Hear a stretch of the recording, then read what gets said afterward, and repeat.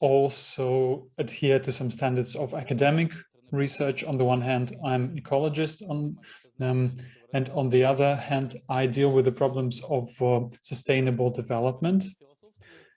And my colleagues and I work together for the benefit of life. So we have come up with the system of co-moderators, and I can tell you that it'll be like in Eurovision. So there will be both a girl and a boy, a man and a woman as moderators.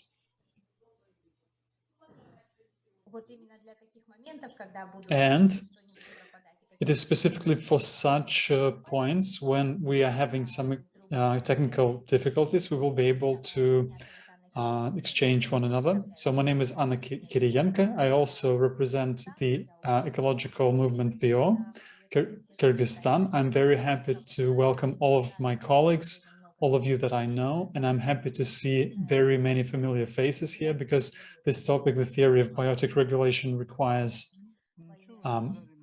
more people.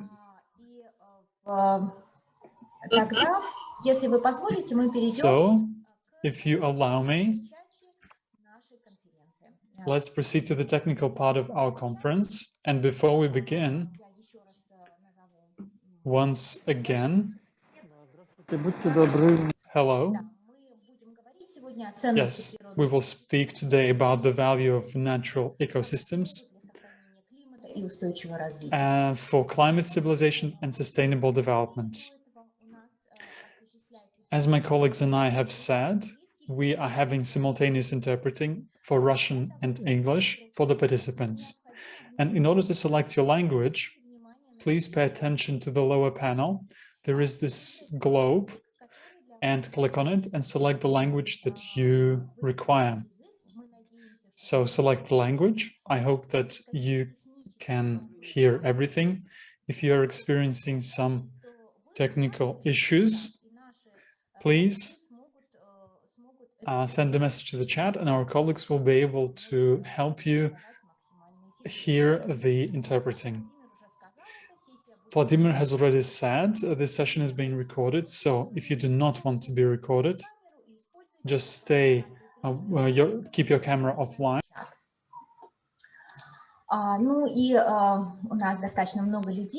Use chat to communicate with other participants. So we have a lot of people. This is wonderful. Right now we have more than 100 people. And in order for our meeting to be as efficient as possible, please keep your mics muted when you are not speaking. If you want to say something, there are two options available. On the one hand, you can send this question to the chat. For example, if you want to say something. But on the other hand, there is another feature. So if you click on the participants, there is a long list of participants and there is the raise hand option. And we will keep track of those people who want to speak. Yes, especially for such points, we require you to keep your mics muted. And if you have any other technical issues, please write us to the chat and we will try to deal with it as soon as possible. And now let's spend just a couple of minutes to get to know each other. For that, give me a second. For that, I will send you a link to the chat. And this link will be, please click on this link. You will get to Mentimeter and we will be able to get to know each other. Please pay attention to the chat. You will need to click on the link and there will be just two links, two questions available. Question number one, what country you represent?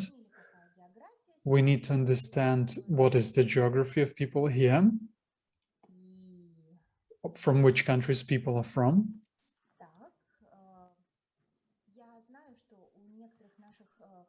And I know that some of our colleagues from Kazakhstan can experience issues with logging in. Is everything okay? Can you log into this? Can you log in? Can you follow the link? Yes, everything's fine. Please, once again, where is the link? I can't find it. The link is in the chat. Please pay attention. In the chat, there is a link. No, I don't see, we don't yet see the link. Oh, it's not there. Okay, I'm sorry. Dear colleagues, my lights have turned off. Oh no, now I see the link. Okay, now I see the link. Wonderful. So just click on the link and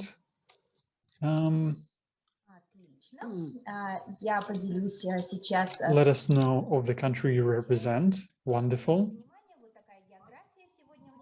So this is the geography of people represent.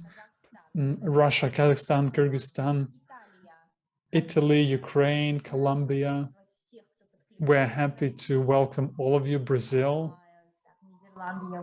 the Netherlands, Uzbekistan, Ukraine, United States, Spain. Wonderful. EU. Wonderful. Okay. So please keep putting your answers in the Mentimeter. And now,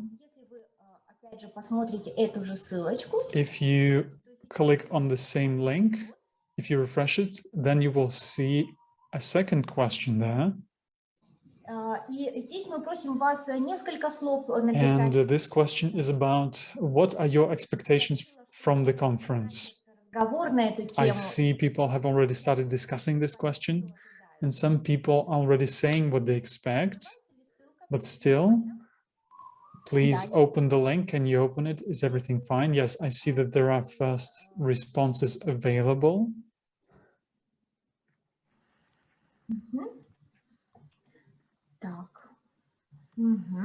Okay. To present the vision, to understand better the biotic regulation. Some people still don't know about it, but I'm sure that it'll be very interesting for you to learn more about it. There is a link there are problems with the link. Are there any problems? Okay, so here are the questions. Here are the answers. So to let colleagues know about the scientific discoveries in this area. Some people are here to listen to smart people and to gather material as food for thought. Questions of preserving ecosystems in the pre-Caspian region, strengthen the global call for a moratorium. Okay, just to see everyone and talk. Yes, I love that as well. Methodology on environmental situation on certain region. Networking, strengthen the global call for a moratorium on conversion of intact natural ecosystems. Okay, thank you so much. And now I think we can proceed to the contents of our conference. And let's proceed to the speeches. For that, I give the floor to Vladimir. Thank you so much, dear colleagues. I'm sorry for being in the dark, but if you cannot see me well, I hope you can hear me well.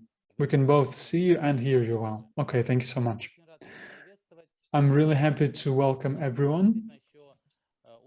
I hope that we will be able to see each other, as Plato said, tell me something, I don't see you. So I hope we will be able to see each other when we start to have a discussion. But today is about a very big task. We have had this for a long time in the making, and I can say that our senior teachers are here with us. I'm aware of this point because this point comes back from Vernadsky about the fact that the person becomes a biochemical power or force. And when we were in this youth environmental, we are still environmental, but we are less young. So when we were a young organization, we were always looking for a point, a pivot point. We were trying to understand what needs to be done in the world if you're an ecologist, if you're an environmental specialist. And we have done many things, and I see a lot of friends, colleagues, like-minded people, so we have done everything. We've recycled things, we've collected garbage, we tried to protect people, and many other things. But the question was that we have always wanted to find this key link. And why today's international conference is so important to us? It's because we wanted to share those links which our teachers opened for us. Viktor Gorshkov, and you will hear a lot about it. He has opened this theory, the theory of biotic regulation, and this school will be present here. You will learn a lot about it. But Miraja Shukurova, the students of this person, I just know a lot of people who are his friends and like-minded people, and he was the one who gave us this magic wand. And thing is that if you look at life, if you preserve life, then you will be able to preserve everything else: climate, clean water, and so on. And for me, the most important thing was his words: if an ecosystem is good, the ecosystem can deal with everything except for radiation. And thing is that radiation changes the structure of the world itself, and some new chemical things that appear. But as far as everything else goes, biota can deal with it, and probably you're aware of that. And this is what we wanted to speak about. But from this high scientific view. So you will hear about what we're going to say, but first of all, I would like to give the floor to our old teacher, to the magician. And we met some time ago, 1990 something. We met in Kazakhstan on the Kazakh land. And we were a very young organization, and we came to learn from advanced colleagues, and we're still learning. And for me, it's a great honor to be together. Thank you. Thank you, Anya. So, Svet Zabelin, the initiator or the wings of the Social Environmental Union, Socio-Ecological Union, and my heart is also with the Socio-Ecological Union, although there will be other organizations here present, the Global Coalition and others, but still for us, this is a very important pioneer of thought. And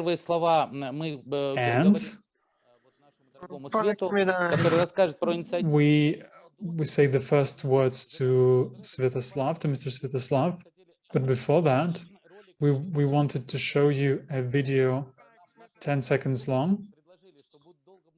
Our colleagues said that there would be a lot of interesting speeches, and we wanted to, make some lively intermissions in between those sessions. So we would like to begin with it. And Svetoslav, I will give the floor to you.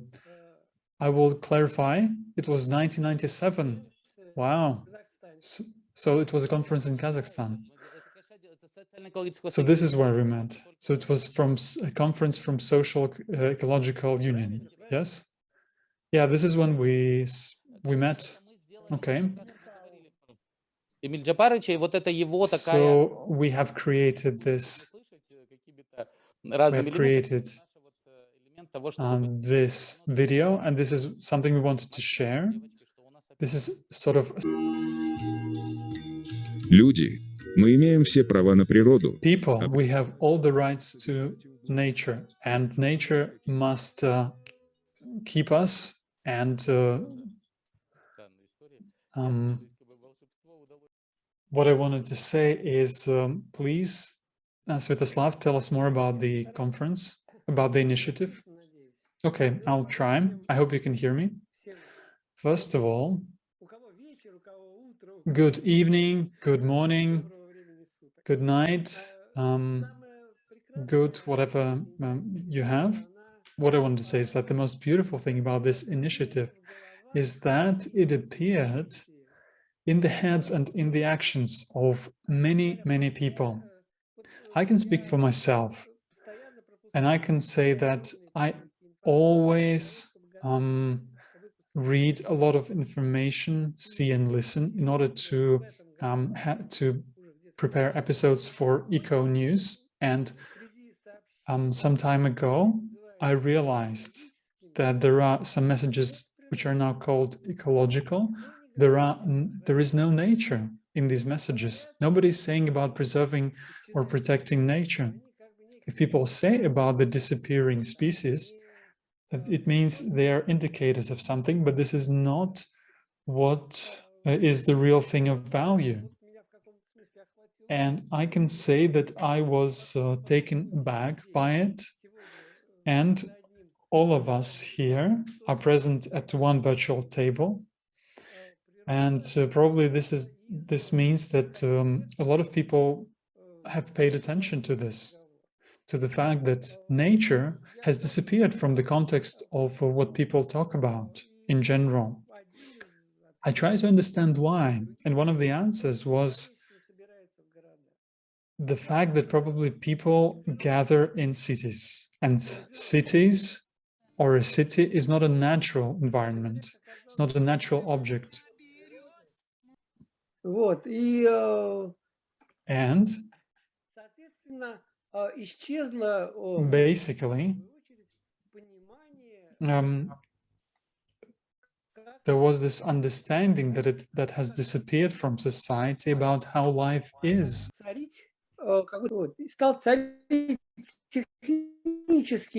So the technical approach started to dominate, and the technical approach to everything.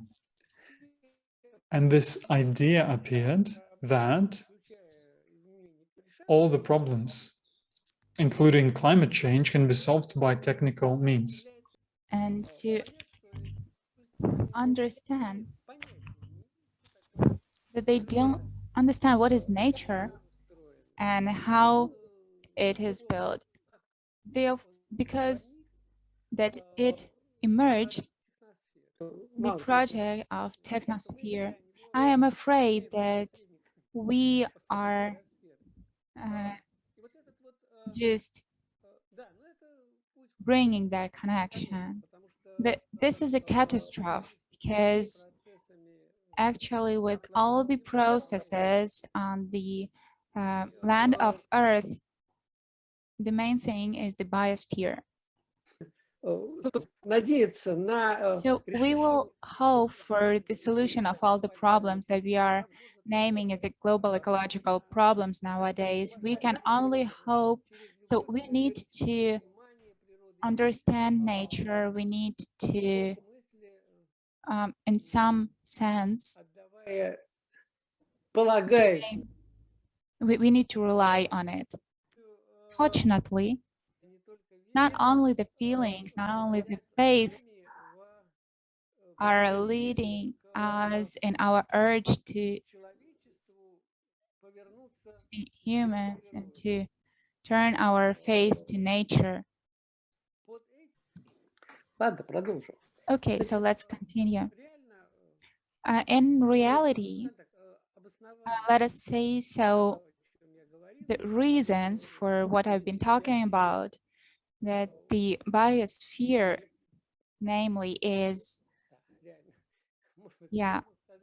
we dare say that for us, for people, it's a guarantee, and those who are ruling all the processes on the Earth, that is biosphere. It's normal feelings, so to say, normal functionings. Functioning ensures the flows of some energy and, I guess, the information which ensures our existence on this planet, not only our, but also of all beings who are present on this planet together with us. That is the theory of the regulation of Viktor Gorshkov, and whom I know since the beginning of the 90s, and I fell in love with that theory. And for many years, he's been trying to promote it in the ecological environment, in ecological society, as it is named nowadays. And what if in 2021 we united, or we have the followers of Viktor Gorshkov who came together, and we have the wide circles of ecological movement. So I hope that such a synthesis would help to bring the synergy which will help us to go out of the real crisis of the real, like, problematical issue of the person and biosphere that is leading us to all the hard moments, and we are on the edge of the catastrophe. So therefore, all this initiative is for. The main thing is that it was born spontaneously, so to say. No one told it that it is necessary to do this very thing. But we know each other for a very long time, and we just realized that it is necessary to come closer and to work on the environmental protection, because somehow humanity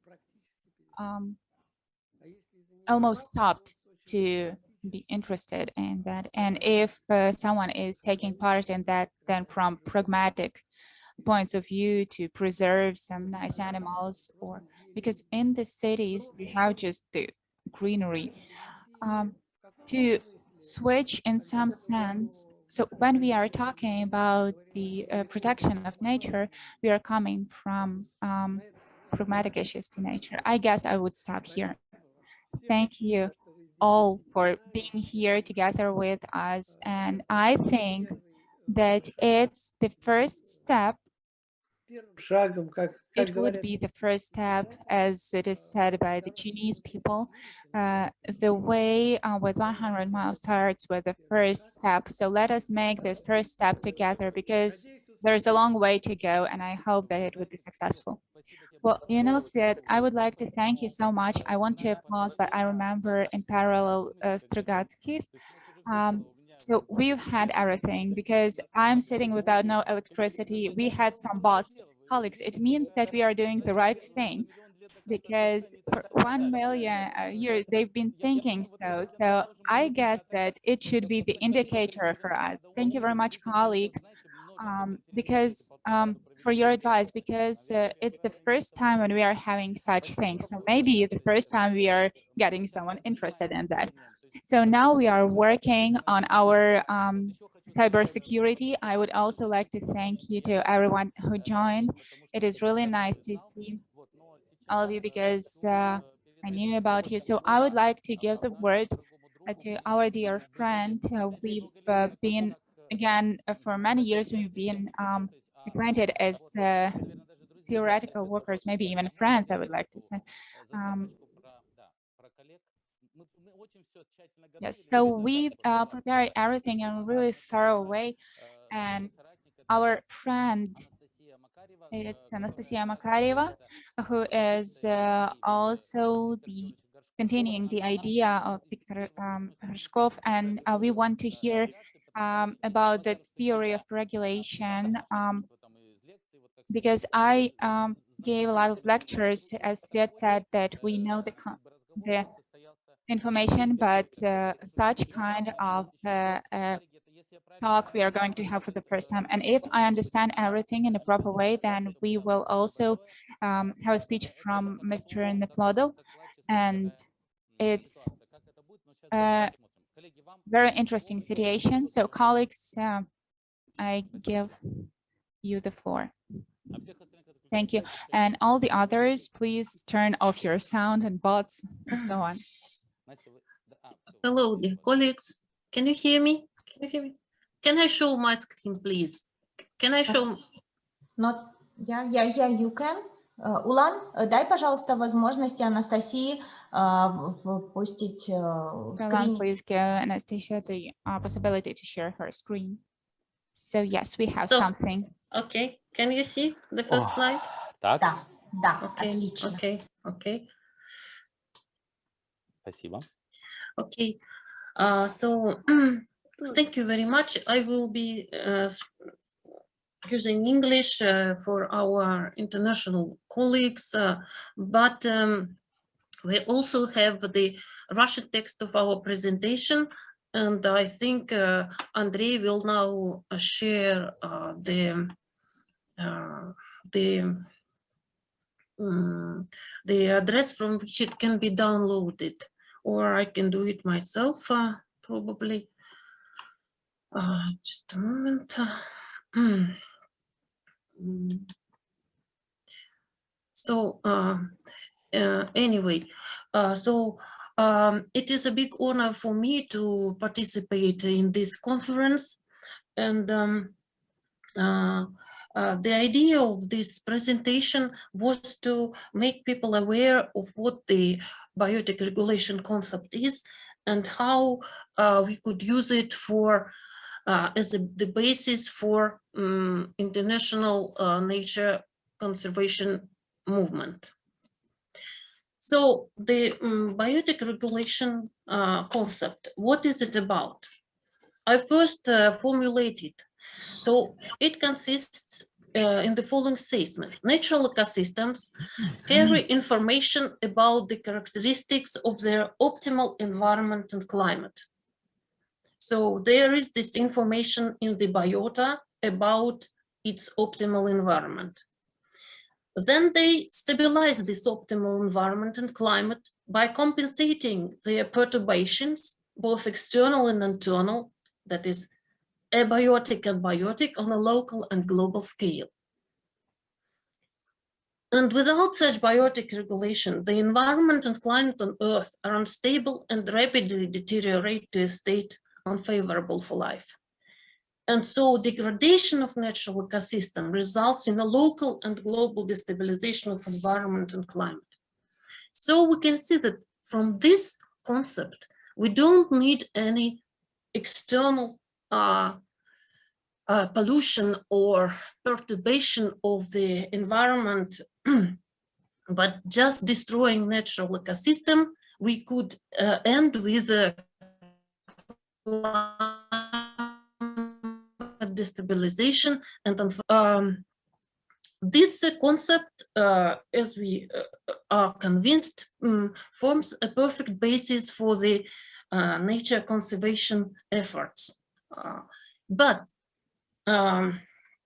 we need, of course, to prove it.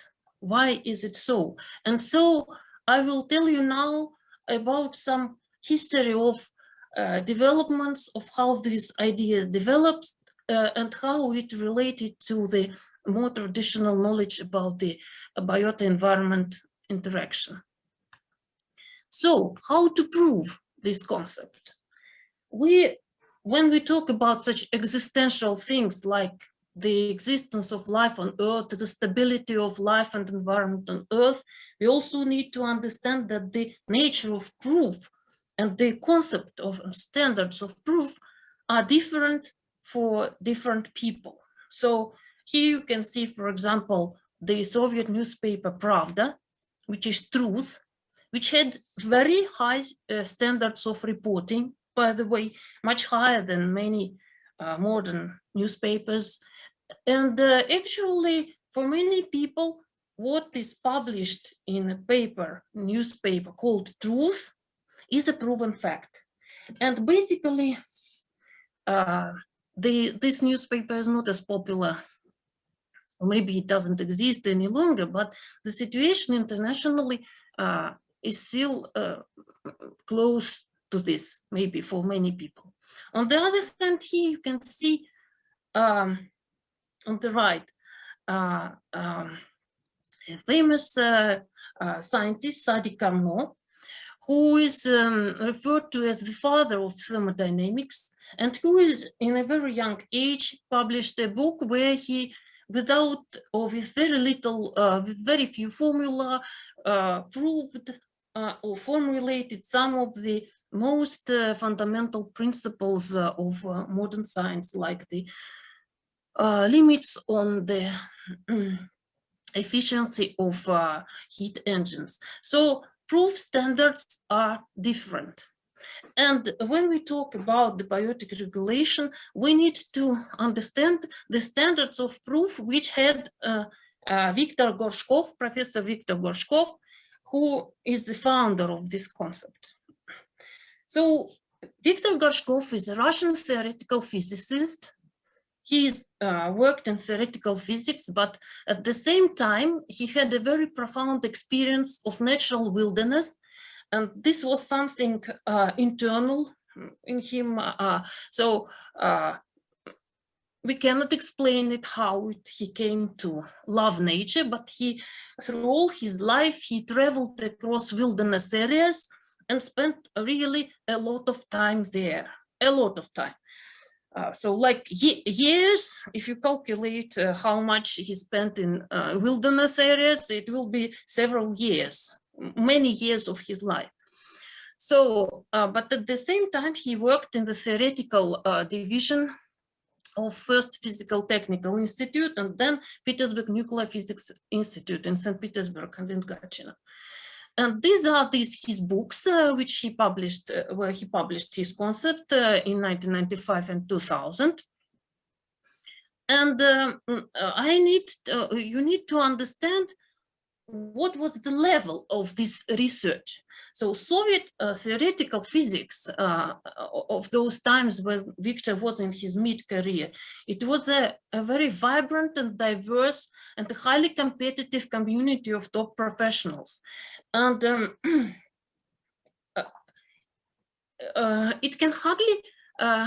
it hardly has parallels anywhere now, because you need to understand that people were working, they didn't have teaching duties, so they were just concentrated on research.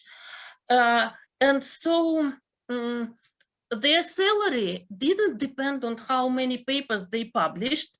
So they didn't have to do what other people do, to publish a lot, you see, to get more. So they did receive as much money as they needed, so they could fully dedicate themselves to what they genuinely thought was the best science of and the most important thing in the world, which is theoretical physics. And Viktor was quite successful. And just to give you a brief glimpse of his professional experiences, with colleagues in 1967, when he was 32, he found an error in the work of Alexei Abrikosov, who was Landau's student. And Abrikosov got very angry with them. He had to admit that indeed he committed that error, but he was very angry.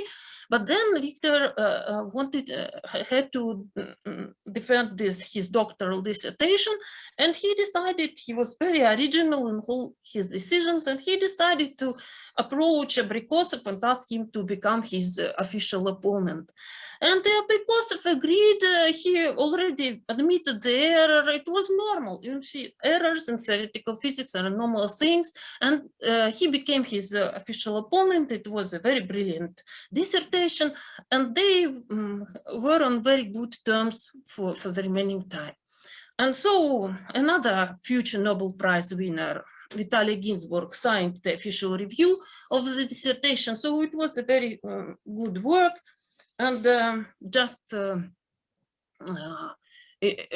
as perhaps many of you know, the famous Landau-Lifshitz course of theoretical physics comprises mention of the work of Viktor and colleagues. So it was quite a successful career in a very competitive community. But then in the mid of his career, in his early 40s, Victor radically changed his research direction. So what I want to stress that it was a very competitive community with exceptionally high standards of scientific research. So this is what his background is, what we can expect from how he was used to treat, what standard he applied to his own work. And so he changed radically the direction of his work and became interested in how life works and why is life stable on Earth. Why is the biosphere stable? Probably his experiences in the wild nature reached some level when he felt that he needs to somehow to put it into scientific knowledge. And immediately, this happened in the second half of the 70s, and immediately he obtained very important results, which otherwise later became very well known and widely cited in the scientific community. Namely, he estimated the share of human appropriation of biotic productivity. And this was done in a paper which he submitted in 1979, and which was published in Russian in 1980, and then in co-authorship with Dolnik in 1980 in the Soviet Physics Uspekhi. It was published in English, but it under the title Energetics of the Biosphere. But it remained totally unknown in the West and totally ignored. And 7 years later, in 1986, Wojciech and colleagues obtained essentially the same results and published them, and this work became widely known and got several thousand quotations on Google Scholar, while Victor's work remained unknown, but this never troubled him too much, and he used to tell me, people will find and people will read. So it was a man of great modesty, and he never was concerned about, putting himself into the first row. And by the way, he would have personally objected very much that I would include this information about him into my talk, because he always told me that when you praise one man, many others are irritated, and this stands in the way of the scientific narrative. So don't praise anybody, just stick to science. But this is essential to understand what kind of man and what kind of researcher he was, because it directly relates to the understanding of the results that he obtained. So what was the main argument which Victor considered very important indication that the biotic regulation exists, that life indeed controls its own environment. As a total newcomer to the life sciences, to environmental sciences, he learned everything anew. He didn't know anything, and so for him, he built his concept of the world from scratch. And so he understood that there is a characteristic time scale of biological change. When the information of the biota changes, so for example, a species duration, what is it? A species appears in the evolution, then it exists practically unchanged, which is morphological stasis, and it is about 1 million years. Then evolution proceeds and there is another species. And so this is a very long time scale compared to the turnover time of the biological turnover time of main nutrients used by life. So for example, our atmosphere contains about 1,000 gigatons of CO2 carbon, and the productivity is about 100 gigatons per year. So just in 10 years, the biota could very significantly perturb the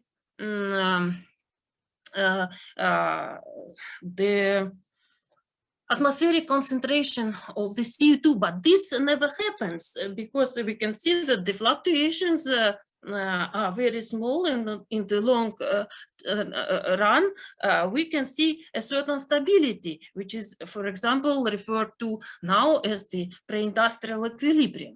So for him, with his background of theoretical physics, physicist, it was a very serious indication that as the biota could have perturbed the environment much faster than it itself changes, it means that the functioning of the biota comprises some information about how to keep environmental homeostasis. And this is a very important point, and I understand that many in our audience are not scientists, but you see, the task of nature conservation is such an important and difficult task that everybody who really wants to do something in this field, nowadays there is no other way out than learn and be very well informed. So some effort to understand scientific argument is indispensable. So that's important. So bear with me, those who kind of find it difficult. So let me explain, give you an analogy how we can view it. Suppose that the biota is a jar with water in equilibrium with water vapor. So this actually this is a flux of synthesis. Actually, this is CO2 and this is organic carbon, and this is photosynthesis and this is decomposition. But we will think of this as if it is water vapor and this is liquid water. And this biotic control is a thermostat that keeps the temperature constant. So the information about the equilibrium, we know in such a jar, a closed jar, where the vapor and water is in equilibrium, the information is contained in the value of temperature. So, and as long as the temperature is constant, so the biota doesn't change, the equilibrium won't change. And so if we now make a perturbation from the environment, see the right graph, and we begin to add, for example, to add some water vapor into the jar. See, as the biotic control, the temperature doesn't change, we will see a compensating influence, and there will be removal of CO2 from the atmosphere, or water vapor from the gas phase to the liquid phase. So you will see, as long as the biotic control doesn't change, as long as the temperature remains the same, the equilibrium remains the same, and any perturbation will be compensated by the directed openness of the opposing processes of synthesis and decomposition, evaporation and condensation. You see, and this is the main principle. So this green biotic control is the biota, the information, the genetic information of the biota about what the equilibrium is. And as long as it doesn't change, any environmental perturbation will be compensated to the degree the biota can compensate it. So for it doesn't mean that the conditions will always be optimal, no.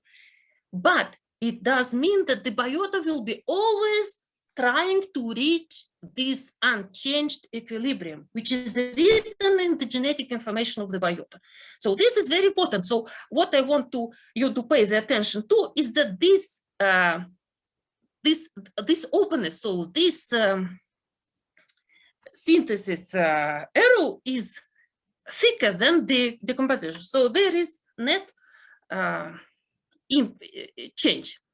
Now let us compare it to the traditional view. The traditional view is that the natural biota operates on closed biogeochemical cycles. And this is what we, if you look at the literature, read through the literature, which actually still awaits its historian, all this situation, you will find that people were thinking that in the absence of man, the terrestrial biota is in a steady state with regard to carbon content. And especially this citation from a more recent Nature article about a famous ecologist, Eugene Odom. He argued that undisturbed ecosystem rapidly reach an equilibrium, after which they lose as much carbon through respiration as they gain through photosynthesis. So what is this alternative traditional view? And actually, it is an Odom's paradox. What is the paradox? Odom thought that this, the development of the ecosystem during succession after disturbances towards equilibrium, he wrote that this, the final point of this increased of this succession is the increased control of or homeostasis with the physical environment, in the sense of achieving maximum protection from its perturbation. But in reality, closed cycles are equivalent to zero environmental impact and no control of the environment. So you can see it is a paradox. So instead of maximum control and homeostasis, if you have a closed cycle, you have exactly zero environmental impact and cannot control it. And so if we recall our analogy with the jar in the thermostat, so there is no biotic control, nothing. So as soon as temperature changes, so the concentration of water vapor increases, and both evaporation and condensation increase too. So they both increase, but there is no net flow to either phase. And we could think that these are just theoretical things, but they are not. And we can now, having two views, the biotic regulation and the traditional view, which actually make very grandiose statements about how life operates. Now we can think of an experiment. What if we take our global environment and perturb it? And then we'll see how the environment, how the biota will react. And this is what actually happened. This experiment, which is costing us a lot, is ongoing. And indeed, the humanity began to burn fossil fuels. This is a picture of the global carbon cycle. So we are emitting about 10 gigatons carbon per year. And then it became clear that there is accumulation of atmospheric CO2. So the atmospheric is unsteady. And then so originally when it was, people began to realize that the atmosphere is unstable, the CO2 is unstable, all these emissions and sink sources and sink were known to a very low precision. So they almost matched. What are they? This is emission of CO2 due to fossil fuel burning. This is emissions due to deforestation and land use. This is absorption of carbon by the physico-chemical system of the ocean, which was in pre-industrial equilibrium, and now just this. So this is a purely physical process. But then, when the measurements became more precise, it also appeared what people called the missing sink. And they didn't know where it goes, but then by elimination of other opportunities, they understood that it goes and decided that it goes to the terrestrial biota. And so the biota not affected by land use change absorbs excessive CO2 from the atmosphere, partially compensating the anthropogenic perturbation. So this global experiment validates biotic regulation and does not support the traditional view. So if we summarize this conventional paradigm and biotic regulation, so here we have closeness of biochemical cycles. Here we have compensatory openness of the biochemical cycles. Natural biota, environmental impact, conventional paradigm, zero. Biotic regulation, maximum stabilized impact. Supported by the global carbon experiment, conventional paradigm, no. Biotic regulation, yes. And an important question is the environmental impact of disturbed biota. Conventional paradigm says nothing, but the biotic regulation says that the environmental impact of disturbed biota should be destabilizing. Why? Because the biota is a very complex object. And if a certain information guarantees stability, then our random perturbation of this information and exchange of species and perturbation of community structure just cannot result in stability. So it is highly unlikely.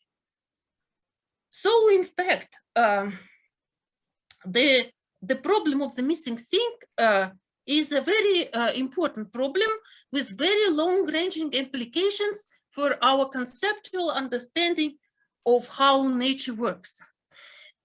And why now? So this understanding came that the missing sink was ascribed to the terrestrial biota in around 2010.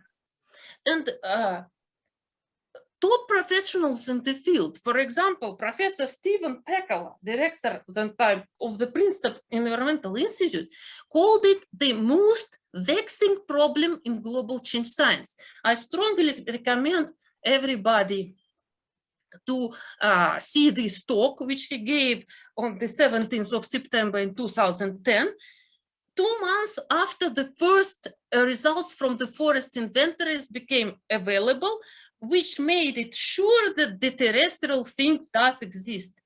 And this talk by Professor Pekala is an extremely honest, actually, it is an ethelon of scientific honesty, in my opinion. He describes his position of a scientist who has been arguing against the possibility of such a things on the basis that I described to you, zero environmental impact because of equilibration of synthesis and decomposition. But he had to admit that this thing does exist. So now it is already 11 years ago, and now we can hear it that this is CO2 fertilization, CO2 fertilization, CO2 fertilization, as if repeating this phrase many times makes it self-evident, but it is not. Behind this phrase, there is a very fundamental defeat of the traditional views on how natural ecosystems work. But there were no, so to say, post-flight debriefing, no open re-evaluation of how we should view the nature now. And there was no, I would say, theoretical discussion after this spectacular defeat of the old standing paradigm. We just changed models. I will tell you later how people refer to this now. So, and in this talk, Professor Pekala also mentions that indeed this biotic carbon things was actually identified by elimination. So people eliminated all other things and decided that it is should be biota. And one of the eliminated reservoirs and eliminated process was the oceanic biota. And here you can see a a quote from a very influential review in Nature by Sigenthaler and Sarmiento, who explain why the oceanic biota was excluded. Because the oceanic biota also synthesizes and decomposes carbon at a very high rate. Why couldn't it be also compensating the accumulation of CO2 in the atmosphere? Actually, Gorshkov thought that the oceanic biota is the first candidate to impose a stabilizing impact because it is the least disturbed by anthropogenic activities. But Sigenthaler and Sarmiento explain that according to present understanding, biological productivity is controlled by nutrients, phosphorus and nitrogen, but not by CO2 concentration. And therefore, exactly as with the undisturbed biota of land, the biogenic fluxes do not sequester anthropogenic carbon in the ocean, but act as a natural background processes, continuing to work as in the pre-industrial times. So we exclude it because it is limited. But actually, you see, so even if they were not limited, so there are two levels of exclusions. The oceanic biota was excluded because it was thought not to be limited by CO2. But even if it was limited by CO2, it could also be excluded because to it, we could also employ this logic that it would equilibrate quickly. Like Professor Pakala explained, we didn't expect it to find a terrestrial sink and carbon fertilization on land. So you see, so this was excluded because of nutrient limitation. In contrast, Gorshkov wrote in 1986 in a completely ignored article in Novo Cimenta that the biota of the ocean should, in reaction to the perturbation, as nutrients, nitrogen and phosphorus are constant, it could just increase the amount of carbohydrates. So just remove excessive carbon in terms of those organic substances that do not contain the limiting nitrogen and phosphorus. This reaction could not be predicted from the conventional paradigm because why should they? Why should they synthesize additional carbohydrates? No idea in the conventional view. But from the biotic regulation concept, it is clear. Why? Because the phytoplankton perceives that the environment is deviating from the optimum and wants to return it to the optimum. And so it removes the excessive carbon and stores this in the form of carbohydrates. And so what we can see now and where we are moving now in 2015, for example, now we are beginning to find that when phytoplankton are nutrient depleted, they begin to synthesize C-rich, carbon-rich dissolved organic matter in excess of their usual stoichiometric ratios. So in the ocean, all major nutrients like carbon, nitrogen, oxygen, and phosphorus are in particular concentrations. And so when nitrogen and phosphorus are limiting, the phytoplankton begins to synthesize more organic carbon. This is, and now imagine that when carbon increases, CO2 increases, so nitrogen and phosphorus become less abundant relatively. And so this could elicit this reaction for the phytoplankton. And so the researchers are beginning to say so that we urgently need to understand these processes for the predictions of the response to climate and CO2 changes and can be made. And other researchers think also that most likely with the data that are becoming available about the modern carbon cycle in the ocean, entire revision of the global carbon cycle will be necessary. So So probably we will soon, actually, I think that given the current representation of anthropogenic carbon flows, the uncertainty is such that adding an oceanic sink of about 1 gigaton C per year is just a matter of political will. It won't violate any data. So, but in any case, we can see that the situation is far more complex than the conventional view would predict. So I'm now moving to the implications, because I understand that the talk is already long, but I want to mention that the biotic, if we accept biotic regulation of carbon, we also understand that there are no grounds to think that it is restricted just to carbon, because we can see that life regulates all parts of its environment, and an important component is environmental control of temperature and water, atmospheric moisture transport, and the biotic pump. Perhaps somebody or some of you heard about that, and you can find in the literature. And this is what Viktor Gorshkov investigated the last years of his life, and I was proud to be his also co-author, and Andrei also. But it is a very long talk. But I just mentioned clouds.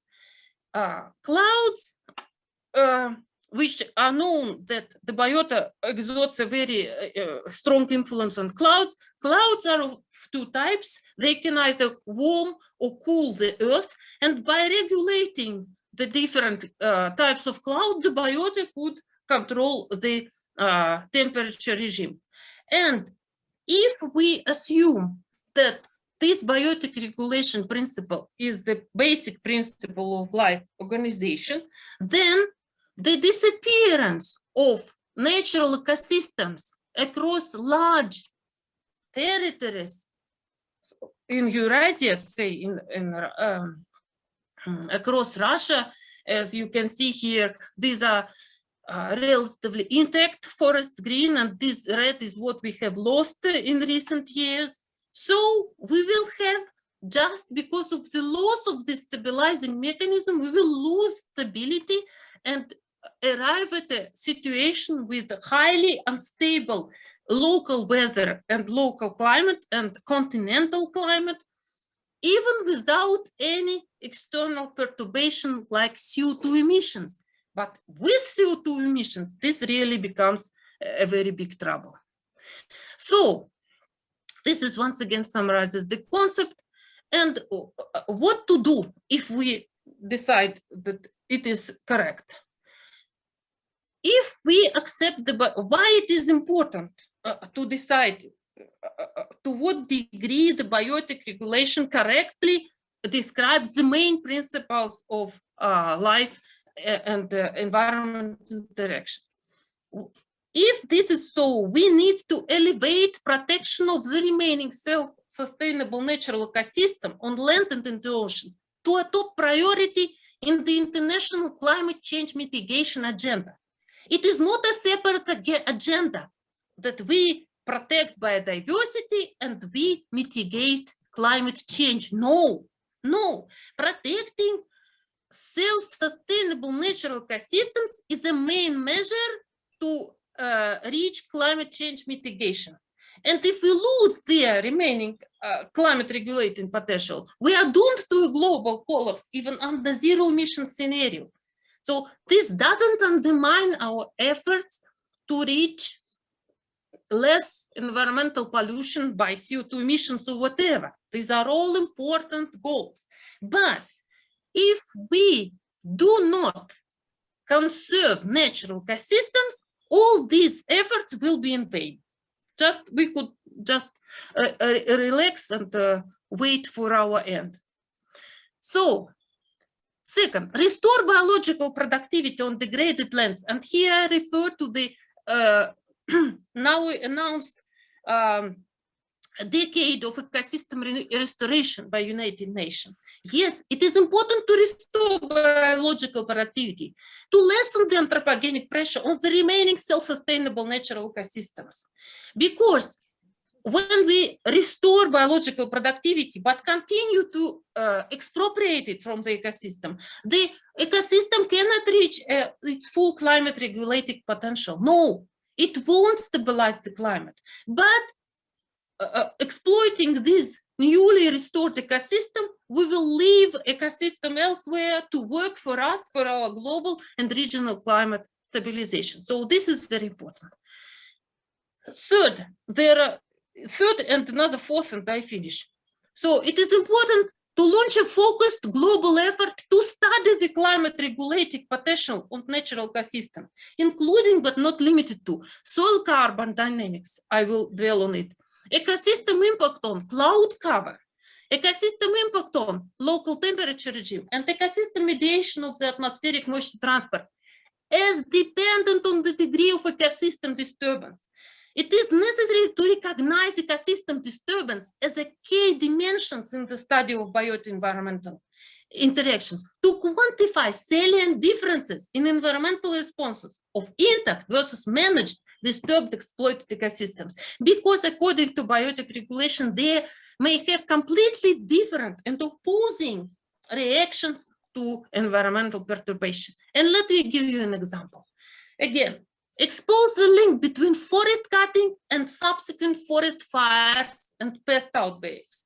You can read this quote from the talk of Professor Stephen Pakala, who says that while forests in North America, which are highly managed compared to Russian, are suffered from fires and pests and bug beetles, which are related, Russian forests on the same latitude, affected by the same global warming, but left to their natural regeneration and lessened cutting, lessened harvesting, were not affected by the same plagues, were not affected. And so when you, and it is natural, when you weaken the ecosystem by harvest, it is natural that it becomes more vulnerable to droughts, to pest attacks, and to subsequent fires. And it is very important.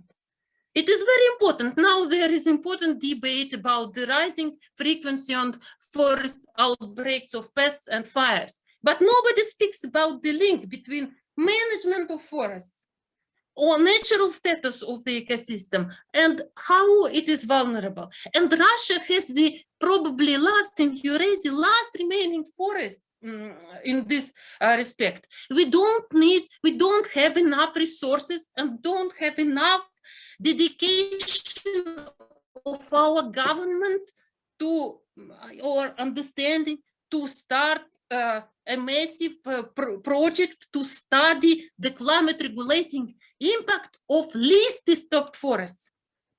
But the international community who benefits from this climate regulating potential could join and make a joint effort. Let us study it and preserve it before they are gone, because it will be very difficult to restore them. It will take a lot of time.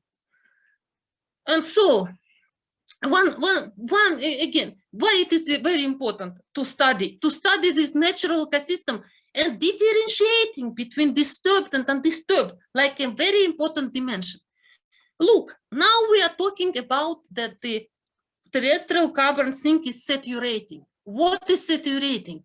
People go measure wood in the forest, and apparently the wood in the forest cannot increase indefinitely. It is very clear that this wood sink will saturate.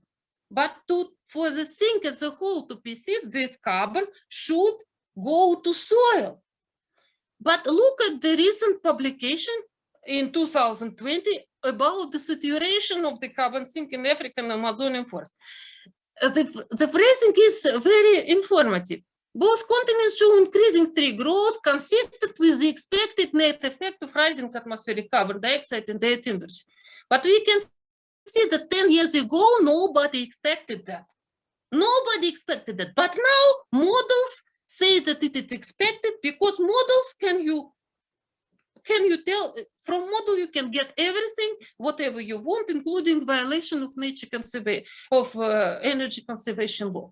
When people understood that there is a thing, model immediately began to make it expectable. So this were a posteriori expectation. And the word soil is not mentioned anywhere in the article. So soil remains a black box. And here you can see flux towers, which can be used to measure soil carbon dynamics. And you can see that huge areas with native forests, like Africa, like Papua New Guinea, where there is unique and Russia, we don't have any, so they are practically unexplored. So whatever comes information about soil and any other research is the same, will come from highly disturbed, heavily managed ecosystems of Western Europe, USA, and a few other regions of the world, including China, with China also heavily.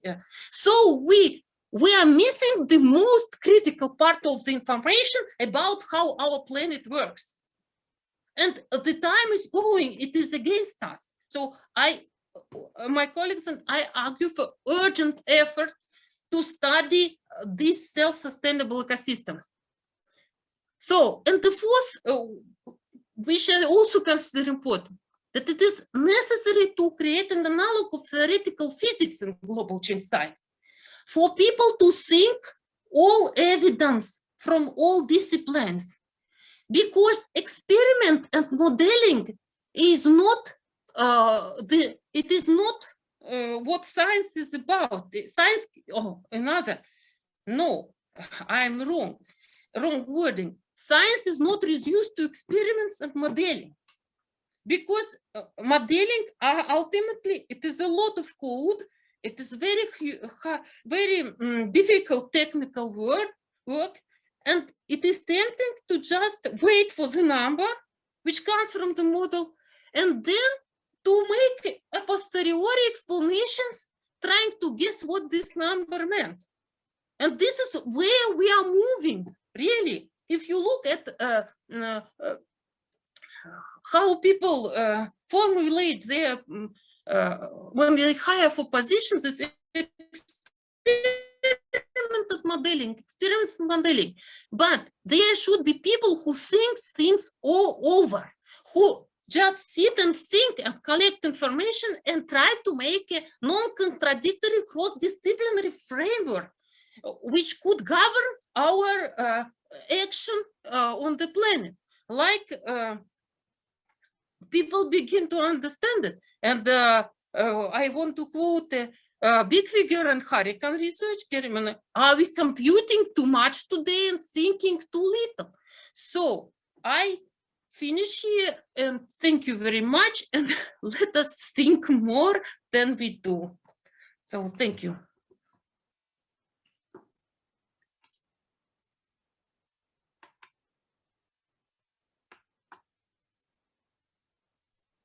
Браво. What Можно тогда, полный восторг, конечно. Bravo. I would like to mention that I'm just excited. I guess I understand that it took a long time and I didn't interrupt you, Anastassia, but the first time I'm hearing them myself, in spite of that for some cycle of time I've been reading the works, but I understand that there's a difference in reading the scientific work and to listen the one who is explaining the sense, the essence of that. So I would like to say that we are going to make you popular systems, and from your speech as well. I would like also to, I don't even know, because I've got so much new constructs in my head, I would like to add 2 moments, and maybe I would ask my colleagues to say your opinion. I think we have the right for that, because I need to hear from our house, because maybe it is necessary to explain something. I would like to mention, just as I was taught, we as ecologists, I understand that what we've been talking about in here, it also in thermodynamic constructs. Well, as it is, God will forgive you. So why I wanted to speak about school, because very often we see the number of carbon and water, so water and carbon. So it is really surprising that you are showing us that we can look at that from the other angle, so to say, and it's like the secret of Vernadsky was that all the cycles have to be present. Why I am saying like different points of view, because they need to be taken all together. And our teacher, he said all the time, as far as I understand, that we with Viktor Yorovich were formulating that we are creating conditions for life. So we are the result of the process that was described in such a difficult manner, because we need to understand that in that process there is a lot of secrets. We just don't understand. It's like I'm genetic on my first education, so we don't understand the informational parts. So like why in such a manner it is done, and why this genetic information is following in such a manner. And it's the same principle, because at certain point of time, there is the opposite reaction if it is healthy and everything is preserved in there. If not, then there is this moment. And one more moment, which surprised me at certain point. We won't talk about that, but Svetlana, maybe it would be interesting for you, because and colleagues maybe of the other generation, that the problem of ecology was not really considered, and like not even about ecology, but about systematic approach to some natural changes. Like what happens in the 1970s, we are losing some percentage of those ecosystems, and we are coming to some point, and we started moving to that moment where we are now. And I really like Lena. I don't see her, but I know that we've been writing about that, and she wrote that yes, this is the new moment for a climatic approach. If you remember in the book where we which we started to do in on sustainable development, there is a moment. So yeah, we need to preserve those ecosystems. So colleagues, maybe some context I would like to feel. Yeah, thank you very much. It is really pleasant. So maybe there are 2 or 3 questions just for clarification, and then Anastasia, please pay attention. There is a question in the comment in the chat, and also Victor would like to say a few words. I just wanted to say that we will send all the presentations in even more than we can. And to continue what has been said, I can say that we will send out according to the registration. So now we will send a form to the chat, the registration form.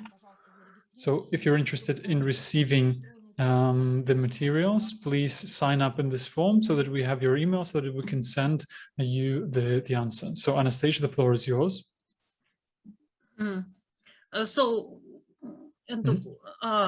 I was reading the answer in the questions in the chat. Would you like me to answer it, or what? What question? Да, я говорю про вопрос в чате. Yeah, I did mention the question in the chat. About the biotic plant? Maybe you can read it out. Maybe you can read it out, this question. Yes, just focus on something, and yeah. From Mr. Andrew Cruz, you mean? Yes. Да, простите, у меня просто был... So there is the question about how to restore ancient forest on coastal areas. How large an area, what sort of minimum width to restart a new biotic pump. And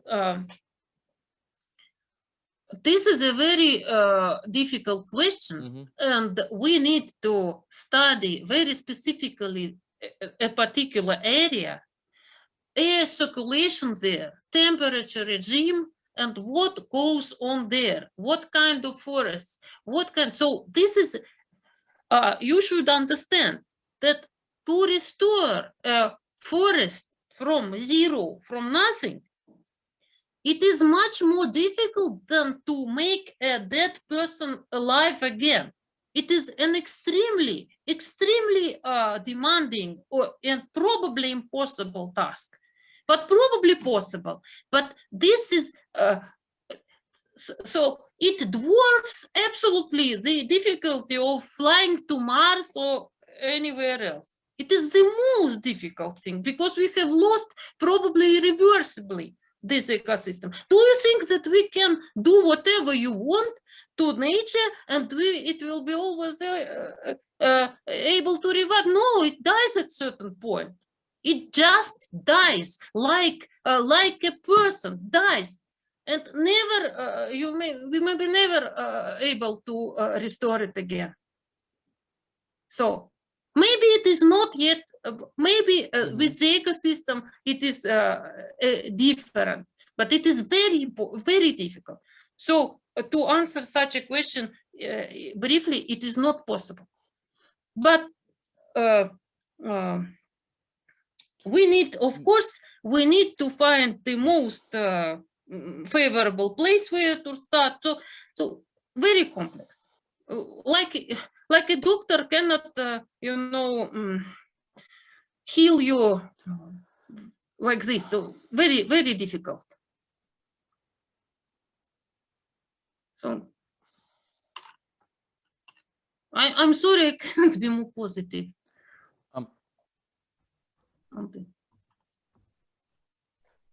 Анастасия, можно я вот войду?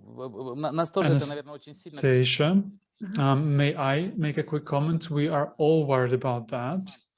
And this problem is very difficult to solve. So we know that if you plant more trees to the existing ecosystem, it doesn't work. I mean, it works, but if we create something new, then this is a difficult problem, because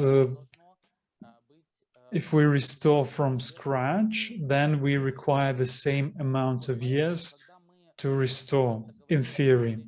So when we were speaking about restoring ecosystems, we were using, do you remember that everything alive comes from an egg and so on? So the point is that we can restore ecosystems only from some matrix state.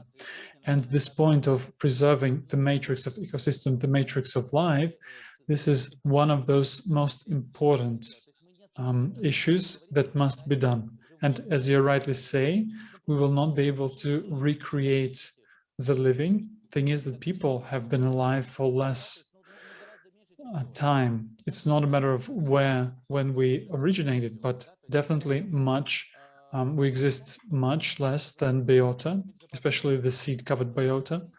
So what was said is preserve the matrix of life, and it applies to big reserves and to small reserves, and you can use this to grow certain elements of environmental control. But at the same time, we haven't even managed the smallest unit from which this management starts. And we were using Viktor Georgievich's developments. We mentioned Odum's energy equations, and we tried to determine what the minimum ecosystem should be in order to function geochemically. So these calculations are quite very interesting, and I can say that these calculations are not fully clear. So are there any questions?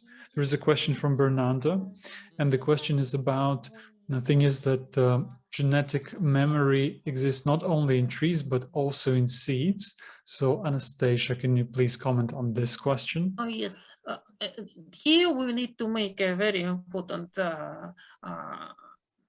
clarification that this information doesn't have to do anything with this becoming fashionable topic about mentality in trees or something. No.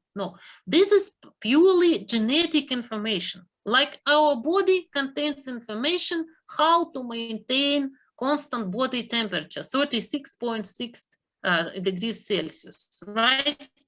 So this is not our memory, which we, transfer to our seeds, like, memory. No, this is our genetic information. And so the biota carries this genetic information. It is actually the main part of the information of life, because life and control of the environment by life are two inseparable things.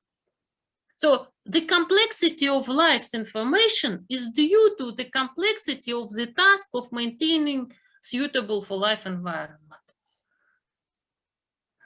So this is, but responding to the question, yes, this information is, of course, it is goes to the seed because it is the genetic information, and the seeds get it. And so to start succession and to revive the ecosystem, we must have seeds of all species that are responsible for environmental homeostasis there, because the genetic information is all there. And that is why the biodiversity is important, because each species carries some part of this puzzle, of this genetic puzzle, that ultimately produces environmental stability.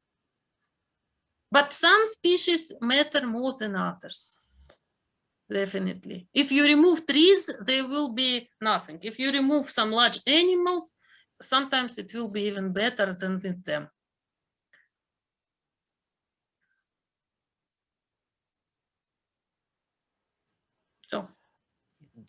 Потрясающе интересный дискурс, да, спасибо большое, но... It's a wonderful, interesting discourse, thank you so much. But what I wanted to answer is that when we speak about the genetic information of the seed, this is the level that we can still hold. But when we speak about the genetic information, I mean, it's clear how we can do it. But when we speak about the genetic information that viruses manifest, and this is especially important against the backdrop of the pandemic, because, this is the element of the system, the function of which is to connect, as Schmalgausen thought. He has this in his works. He mentions that within the system, there is the circulation, this genetic code of the virus, it circulates, and one system operates this way. But the question is, what comes as a result? The virus is the carrier of information and of this transformation mechanism. And just imagine about what this pandemic is turning us into. So if you leave out the conspiracy theories and the economic things, you can also look at the pandemic from this perspective as well. And all of this is related to the theory of information and our human population, which has increased. We have this information appear, so please think about it. And some people often speak about the third gender. This is the system of transfer information of the virus with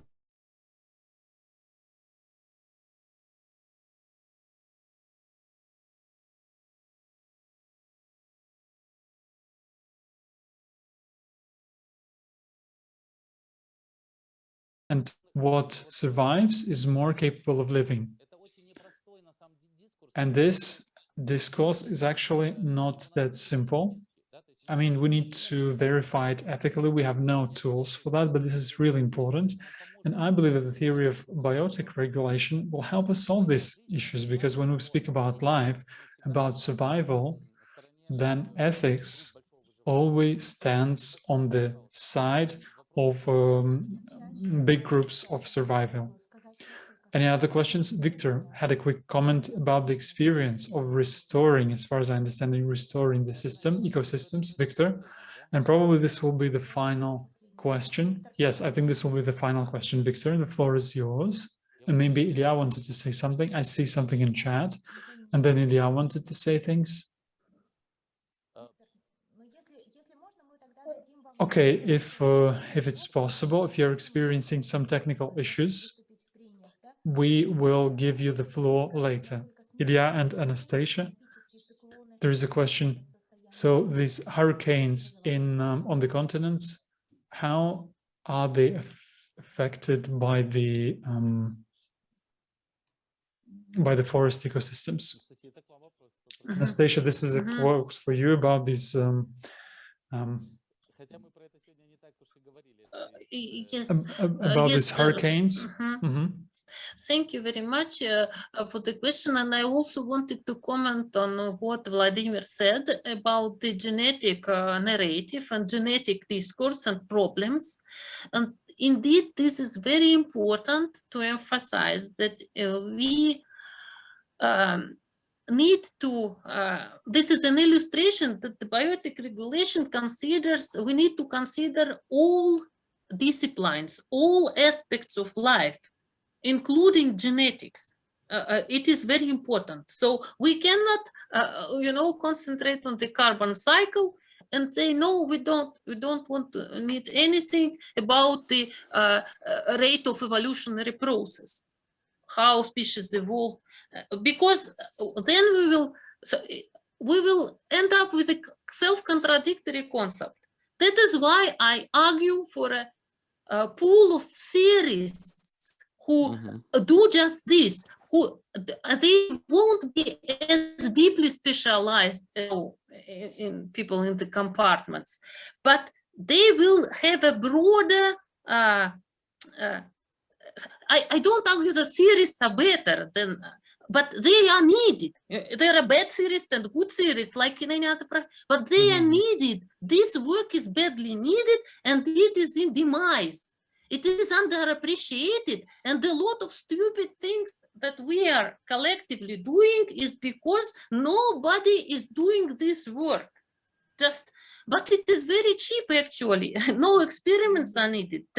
Just sit and think. So that's it about genetics. About hurricanes, and we know that there are no hurricanes between the two big forests like the Amazon and the Congo, because actually hurricanes, it is our intense topic of our intense research right now, and hurricanes depend on the availability of water vapor, and then when a big forest takes water vapor away for its own needs, there is no food for the hurricanes and they don't form.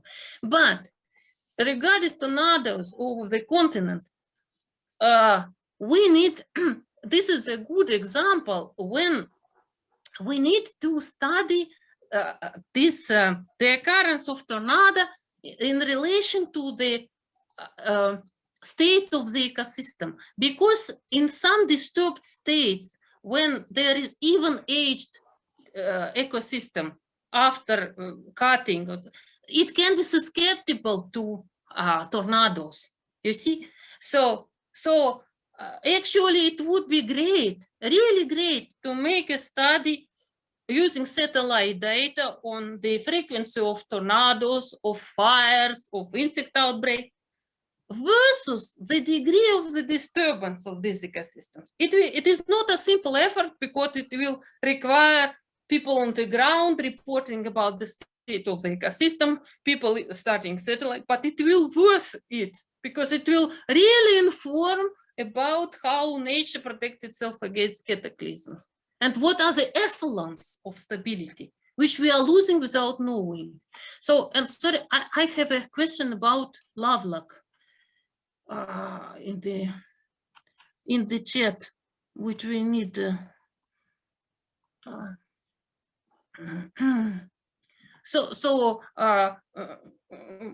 Mr. Martin Grambov asked about, it is in some ways referring to Gaia model of James Lovelock.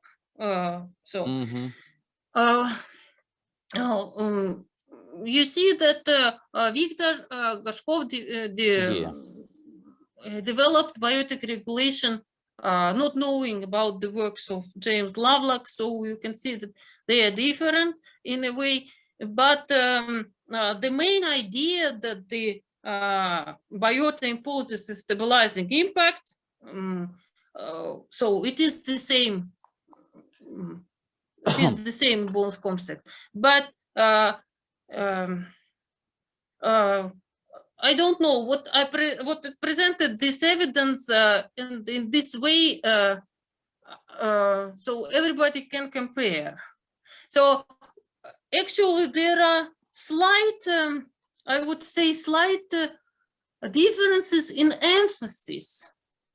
Like Lovelock doesn't emphasize this idea of an equilibrium information encoded in life. So this, and if you look at the Daisy World models, you won't find this as a concept. So there are differences, but of course there are similarities too, definitely.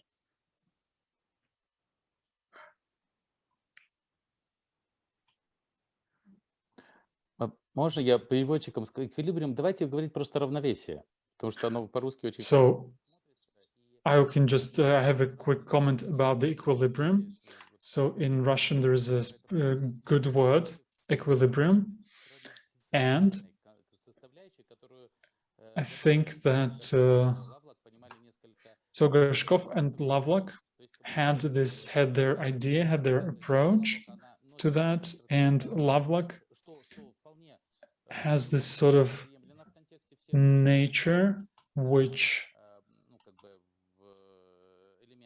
is quite admissible.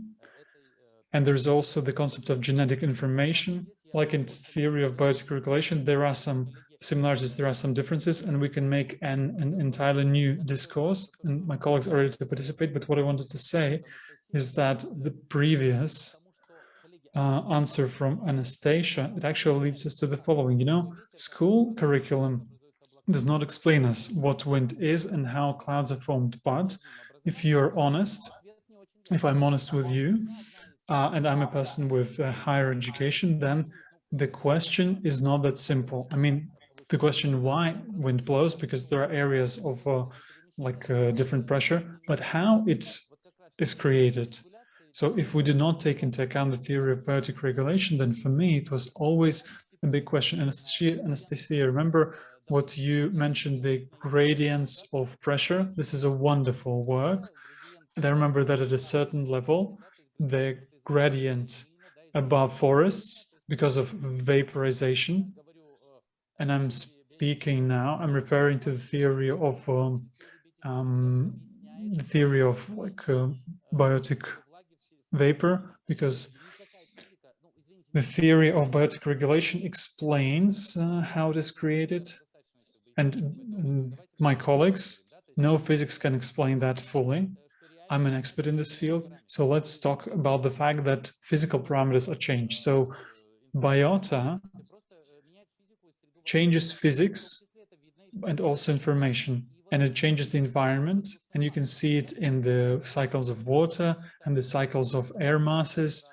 So I recommend you read about the biotic pump, and please read more about the tornadoes and the winds on the website of Biotic Regulation. Anastassia, if it's possible, I think it's possible, right? So this component, it has been fully explained. And now, dear colleagues, I suggest that let's move on. I would like to thank Anastassia once again. I will give a round of applause even. And now let's proceed to the next topic, because for me, this transition that we'll make right now is very important. Dear Boris, I cannot see, but I know that you're with us. Dear colleagues, to illustrate what has been said, so this is the picture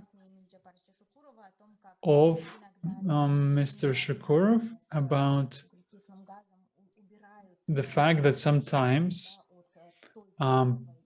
sometimes you are threatened by greenhouse gases, forget wildlife and biotechnology. So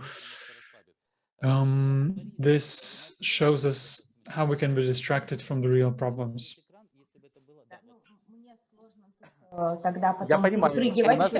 Difficult for me to jump out from that.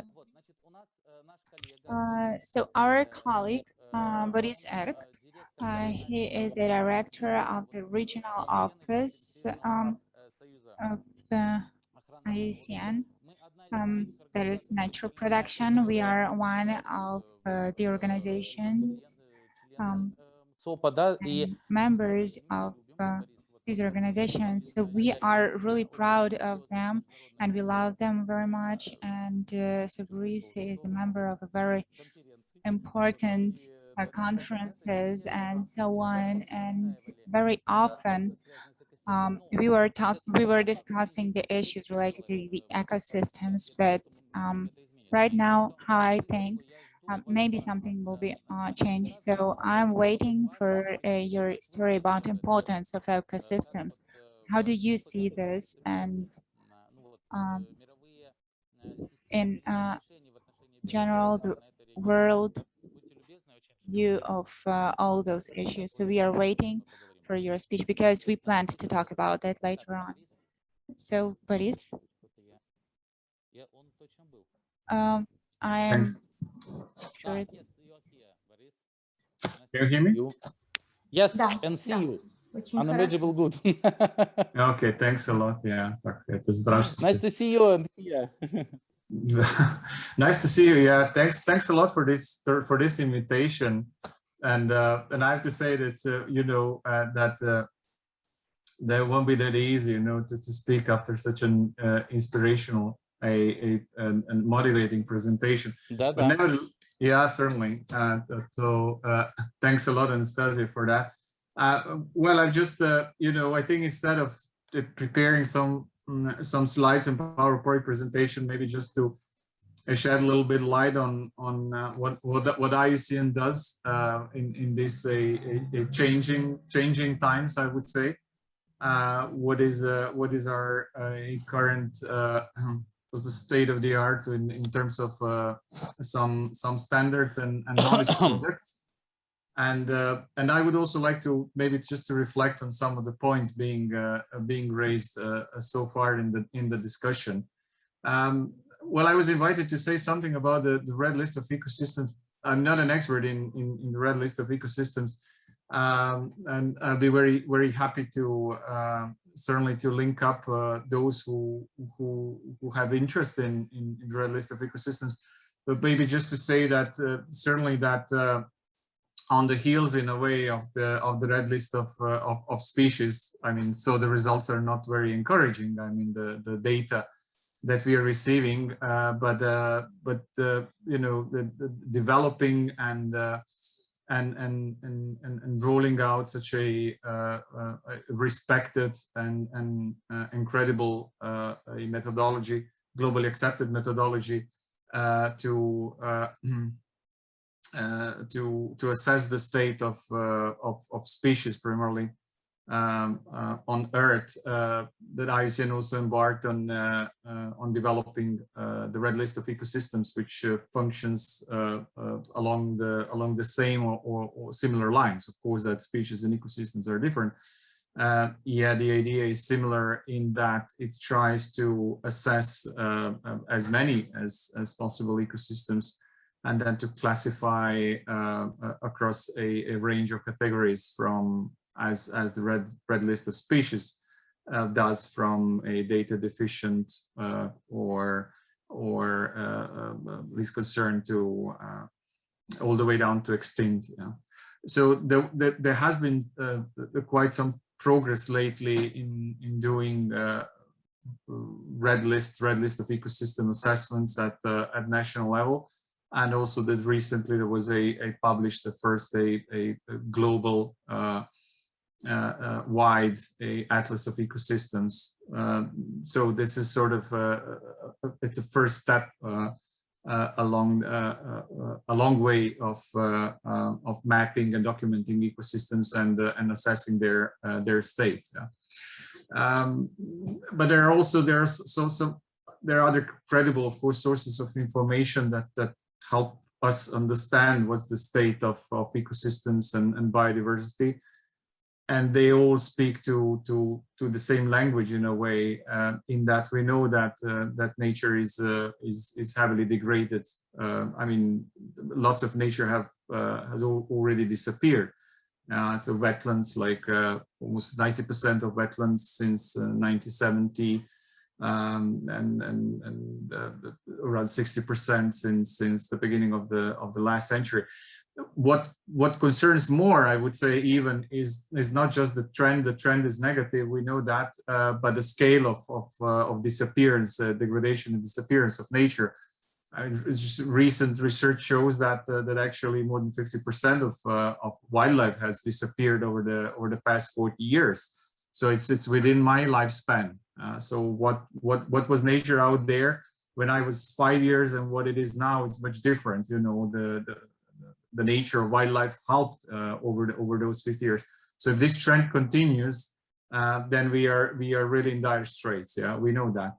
And the IPBES, the Intergovernmental Panel on Biodiversity and Ecosystem Services, also came up with a report saying that some 75% of land, if I'm not mistaken, is degraded in one way or another. Yeah. So I mean, those numbers and those facts actually tell us a great deal where we are at the moment. Yeah.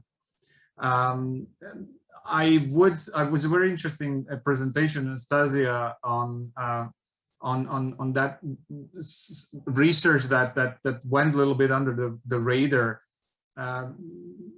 My reading would be that, yeah, that there is that the biota and ecosystems, they I mean, of course, that they have capacity to self-regulate, and probably it's a two-way sort of relation between ecosystems and their environments. They can impact their environments or environs, and then the environment can make an impact on ecosystem. But what matters here, I would say, is that this capacity for self or capacity for regulation has been pretty much exhausted. So the level of disturbance of natural processes and ecosystems went beyond the nature's capacity to recover, at least as long as the pressure continues as is today. So I think that the moment it stops, of course, that will it will change. Of course, they will take, I mean, centuries, of course, but it's still, we've seen that last year, you know, it was just this a slowdown because of COVID already provided a lot of evidence that nature can recover, which means that this is kind of, you know, it's a very causal and direct relationship between how we as humans behave and what impact we make on nature. And there was also some research saying that it takes at least 50 to 100 years, for example, for a forest ecosystems to go back to some, I mean, have those functions that are close to natural ecosystems. So you were completely right saying that that we are actually healing nature, and whatever we do, you know, we cannot bring it back to original state. You know, I mean, that process can happen, but will take much more than what our effort today is. Yeah. At any rate, we know that nature is heavily degraded, yeah, and therefore all these efforts in trying somehow to bring things back on track, yeah. Just as with climate change, you know, we've started being concerned with when it hit on us heavily, and the convention, the UN Convention, was adopted in 1992, and there were very few people in 1992 who were really concerned about it, or the general public wasn't even aware of it, you know. And then to have a convention in place means that there's a lot of evidence already in place, meaning there were decades of research and evidence gathering to bring us to that point that we agree on a convention. That was 1992. And we are in 2021, and we are still debating whether or not, and what are the consequences. So same with nature. We started kind of realizing that it's back on us heavily and on our well-being and prospect for economic development. Then we started being concerned with. The good news is that nature is somehow, went on podium somehow in a very bizarre way, awkward way, I would say, due to pandemic. We were claiming that 2020 is going to be a super year for biodiversity. Why? Because there were these important events like IUCN Congress and CBD Convention Conference of Parties, which were to set some deal on and make some agreements, and they didn't happen. And then we were a little bit disappointed. We said, 2020 was supposed to be a super year for nature, but in a very awkward way, nature kind of, became the centerpiece of our discussion. So the way how we understand and how we look at it is much different. Yeah. How that will translate into action is a different story. We are still human beings. So we were so loud and vocal in saying we should build back better, we should build back greener, and so on and so on. But as soon as the pressure starts diminishing, it's just it's human nature. We will then try to to revert to under brackets good old ways. So that's a big issue. Now we are concerned about it. When we are now really we are getting back to kind of recovering our lives and economies and systems, then nature is not that much any longer at the heart of our consideration. Yeah. And then also one point on UN decade ecosystem restoration, which is great. It's just been launched a few days back, and there's a lot of events and lots of focus and lots of attention. We wouldn't be there if we didn't destroy the nature. So there would be no need for ecosystem restoration at such scale. If nature was out there. So I very much subscribe to what Anastassia and some of the participants, colleagues said, that yes, nature restoration is much needed, but I mean let's not get there. Let's go one step back and think of nature that we still have. So if we take ecosystem restoration, nature restoration as a compensation measure for something, or a green light for continuing to destroy nature, then we are not in a good position at all. So my strong plea would be to let's protect what we already have, let's manage better what's out there, and certainly then let's invest in restoration. So there's nothing wrong with restoration as such, because there is a massive need for it, given how much nature has already disappeared. But let's not forget all the nature that we still have that needs to be managed. Yeah? So we are in October to set that new global target at 30% to lift the bar, and aim at 30% of land and ocean to be conserved or to be protected in a way. But it's still, I would say, it's a long way to go before we really have enough land and ocean protected, and not just protected for the sake of being a proclaimed, designated, but to be really effectively managed.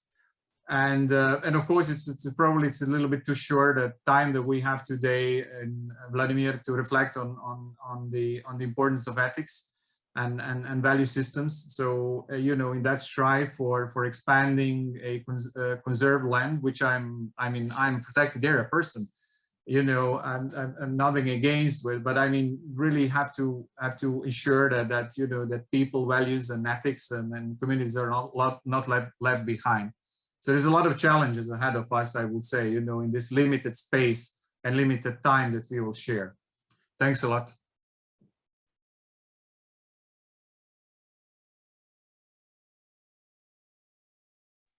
Огромное спасибо, дорогой Борис. Нам тоже очень приятно. Thanks a lot, dear Boris. And it was really nice to hear from you. And in your person here we have, in addition to the colleague and a friend, and because it is always important, also representative one of the strongest organizations on nature protection. And I have a question. When you were listening to Anastassia and you heard about the principle, so in your soul, I'm not asking about the point of view of your organization, because I realize that you need to think and maybe to discuss that on the Congress. But in your soul, do you see these zones where we need to join this according to the principle, or maybe something intuitively should be changed? So that is such kind of a question. How do you think? Or in principle, it's the same line? I hope that I was translated in a clear manner. Was it understandable or not? Well, yeah, I'm sure. What is your feeling? Just by heart. By mind, I understand that your validation this is by heart. Yeah. Yeah, I'm also reading some comments. Well, I think that our understanding and ideas evolve. I mean, of course, in science evolve. What wasn't mainstream, like 30 years ago, might be today or tomorrow. So in that sense, I think that this research adds a lot of value to our thinking and understanding of nature. And I see some important points there. Yeah, certainly. That's why I mentioned, that environments certainly that have a lot of impact on ecosystems, but they also the other way around, that the ecosystems impact on their environments. And I do not think that we managed to kind of get to the bottom of that question. How regulatory a processes function. So I do see quite a lot of room for research there. I just that can help us certainly. Well, that can help us expand our thinking and our understanding of nature. That's certain. That can help us in trying to reach some solutions. That as well, probably. But I just feel that it will just confirm that the situation out there is not good at all, and if we are taking it from the anthropocentric point of view, because that's always important, what we can do during our lifespan, and can we act differently than what we are. But I mean, those are kind of, it's a bigger questions here. And I just to refer to one.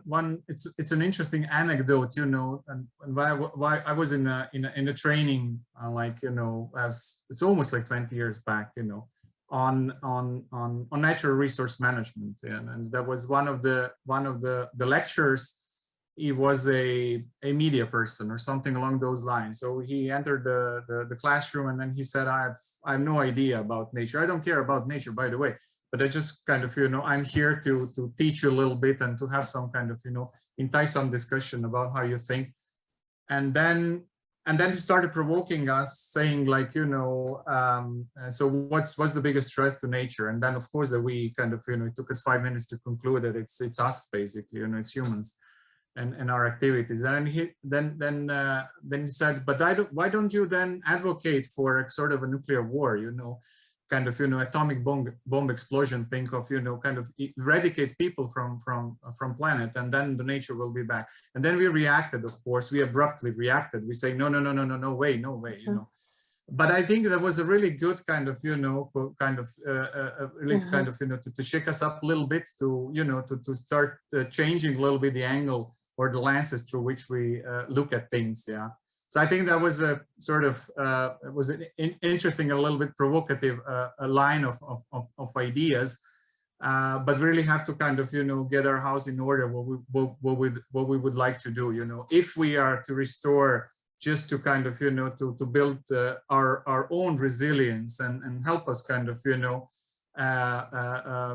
improve our well-being, then I'm afraid that nothing substantial will change really.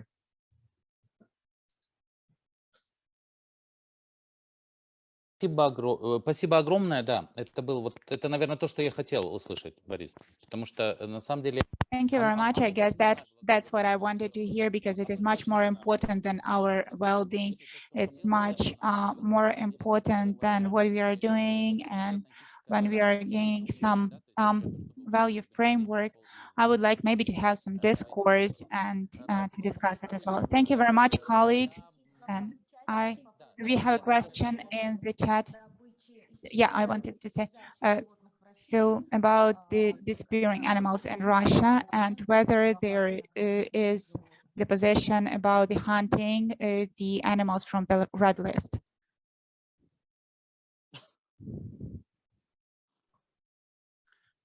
A question on hunting in general. I mean, right now from the organizational point of view, so IUCN is driven by its statutes, I mean, knowledge, but also by its resolution. So in that sense, there is it's an ongoing and very emotional debate. I can say on hunting. You know, we in our last Congress in Hawaii, there was a motion on the on ivory trade, domestic ivory trade, and there was a really heated debate. You know, so I mean, in IUCN you have a different views on that.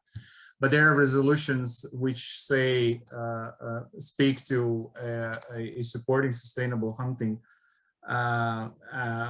I mean, supporting hunting as long as it's sustainable and provides benefits, especially to communities and so on and so on. So that's just the general on hunting in IUCN.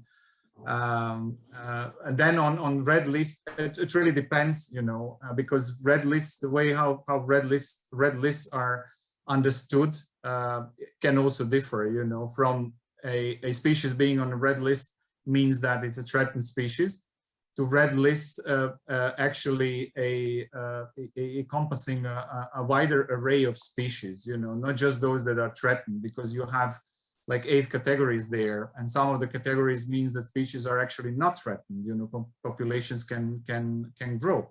Yeah, in fact, so just few of the categories on the red list are for threatened species. Yeah, and in that sense, really depends what type of red list and which species and which category. In terms of hunting a threatened species, you know, the more they you know, move on that scale of extinction, the less reasons for them to be hunted.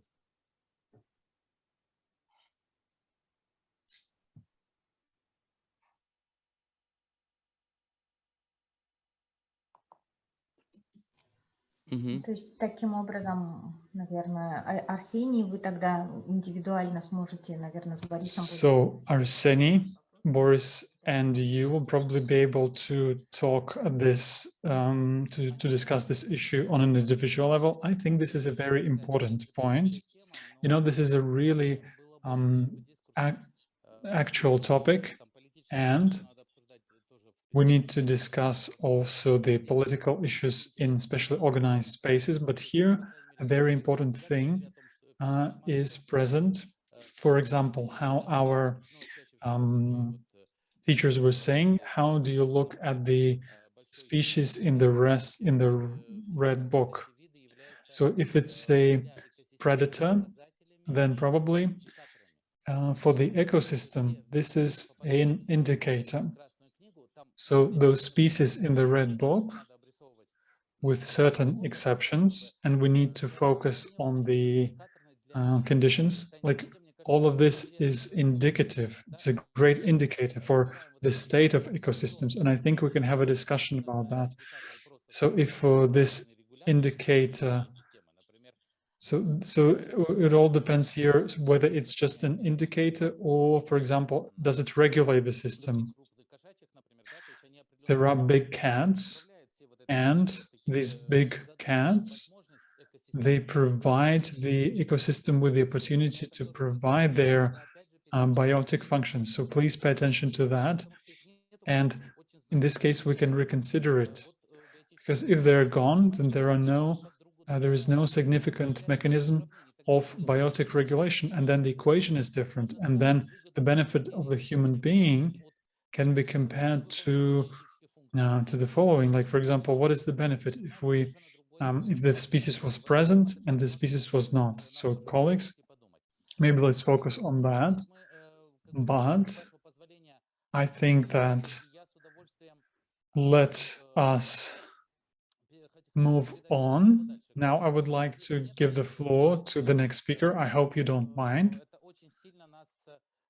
I hope that this information has enriched us.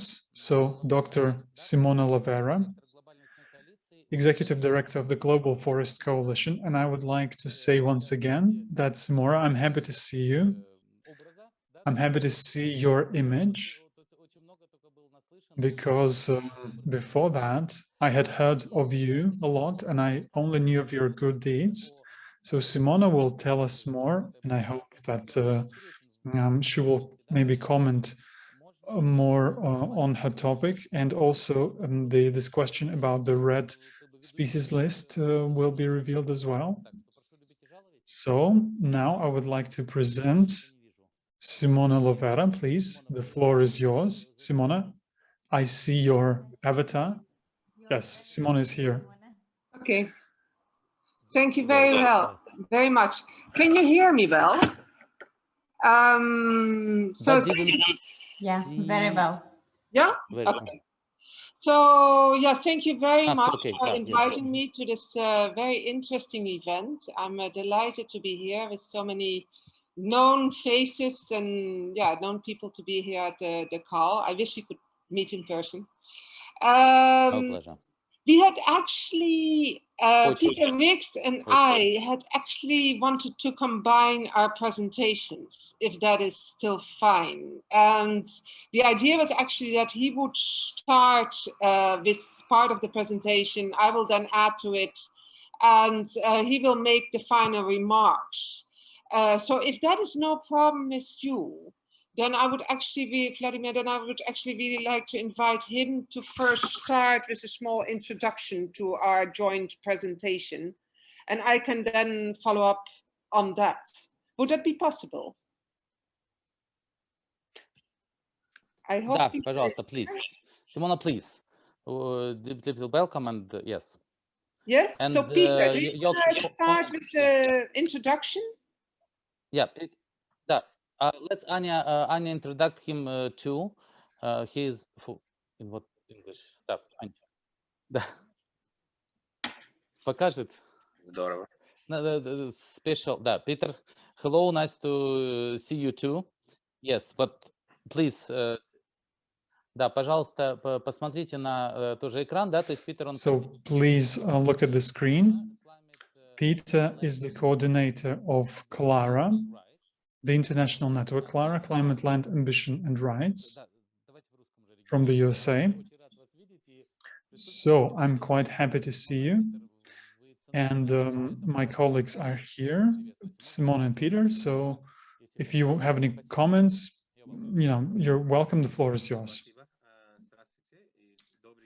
Thank you.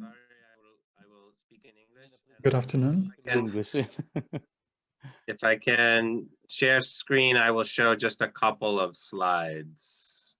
So please enable me to share screen. It's possible to share screen. Please try to understand that you are not bored. Well, I will give a reflect. Organize these technical issues. Because my team must.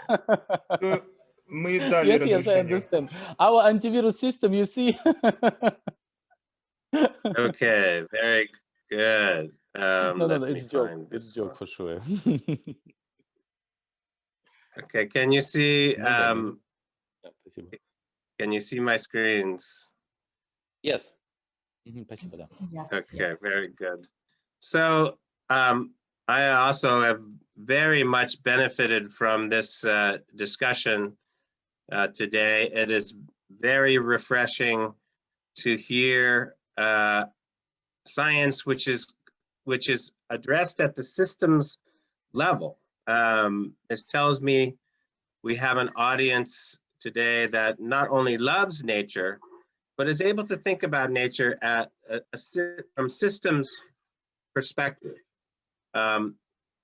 very briefly, Clara is an international network of organizations working on agroecology, forest conservation and restoration, community conservation, and rights-based approaches to nature conservation and protection.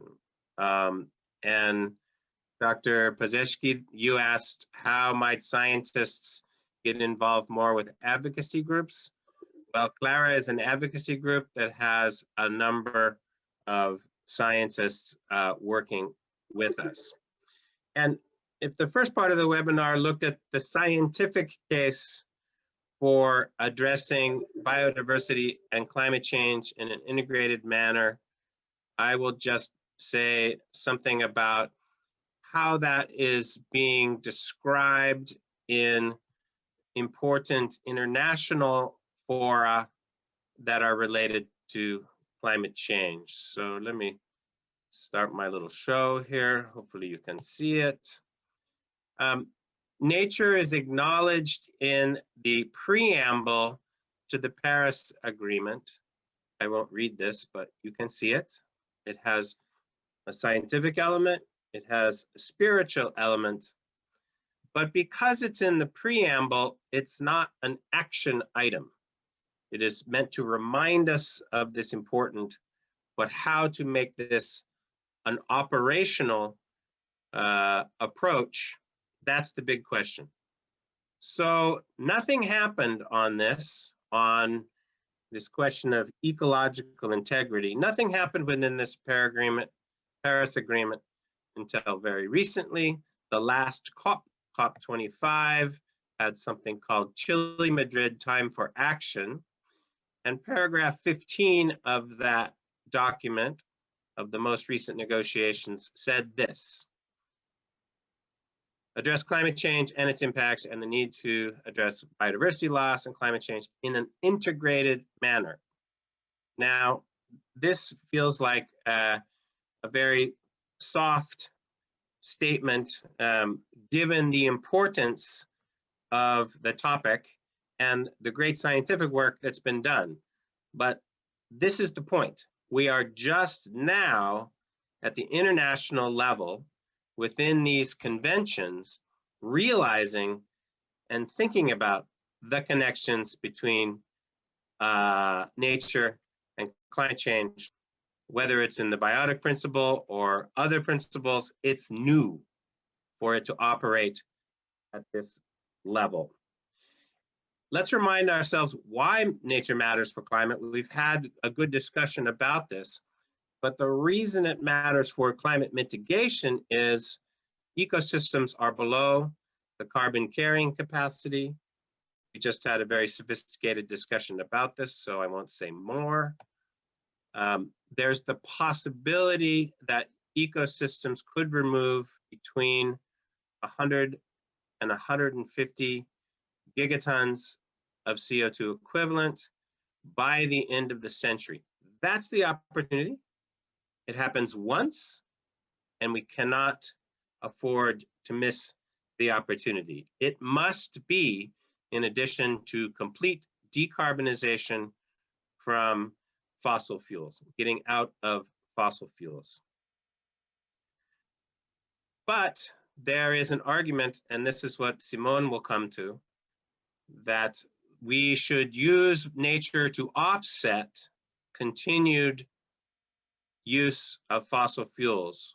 Clara says there's no atmospheric space for offsetting, and more importantly, there's no terrestrial space for land-based offsets. So these are some elements of the debate that Simone will go into more detail. I just want to show you one image. Most of our oil and gas resources were made during the Carboniferous period, 30 million years. And we have most of that natural endowment in 200 years. And now we are pretending that we can continue to make a withdrawal from the carbon bank every year and offset those withdrawals with the products of nature. But as this simple illustration shows, the scale of the problem is very different, that the withdrawals do not, the offsets do not keep pace with the withdrawals.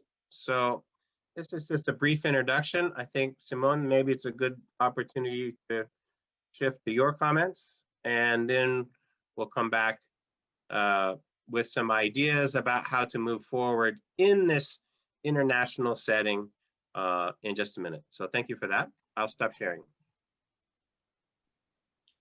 Okay, thanks so much for that introduction. Is it possible for me to share my screen as well? I think, yes. I think is this well to read? I think so, huh?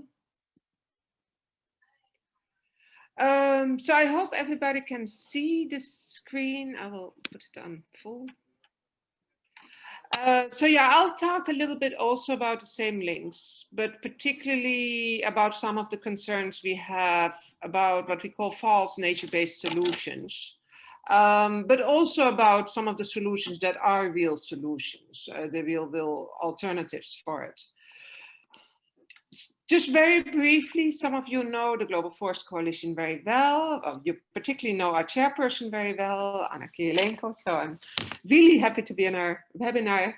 So we are a coalition of currently 117 indigenous peoples organizations, women's groups, and NGOs from 70 different countries.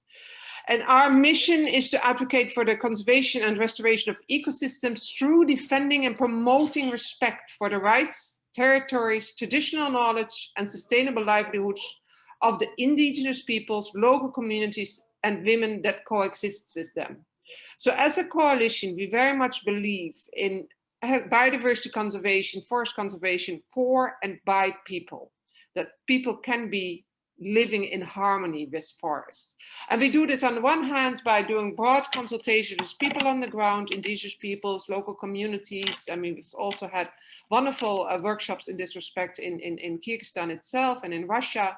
And on the other hand, going to cold places like New York and trying to bring the messages to the United Nations there.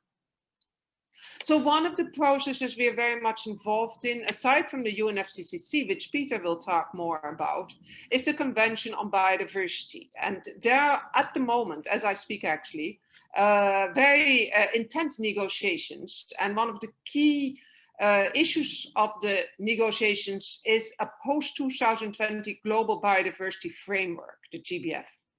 Now, this framework was supposed to have been adopted last year in 2020.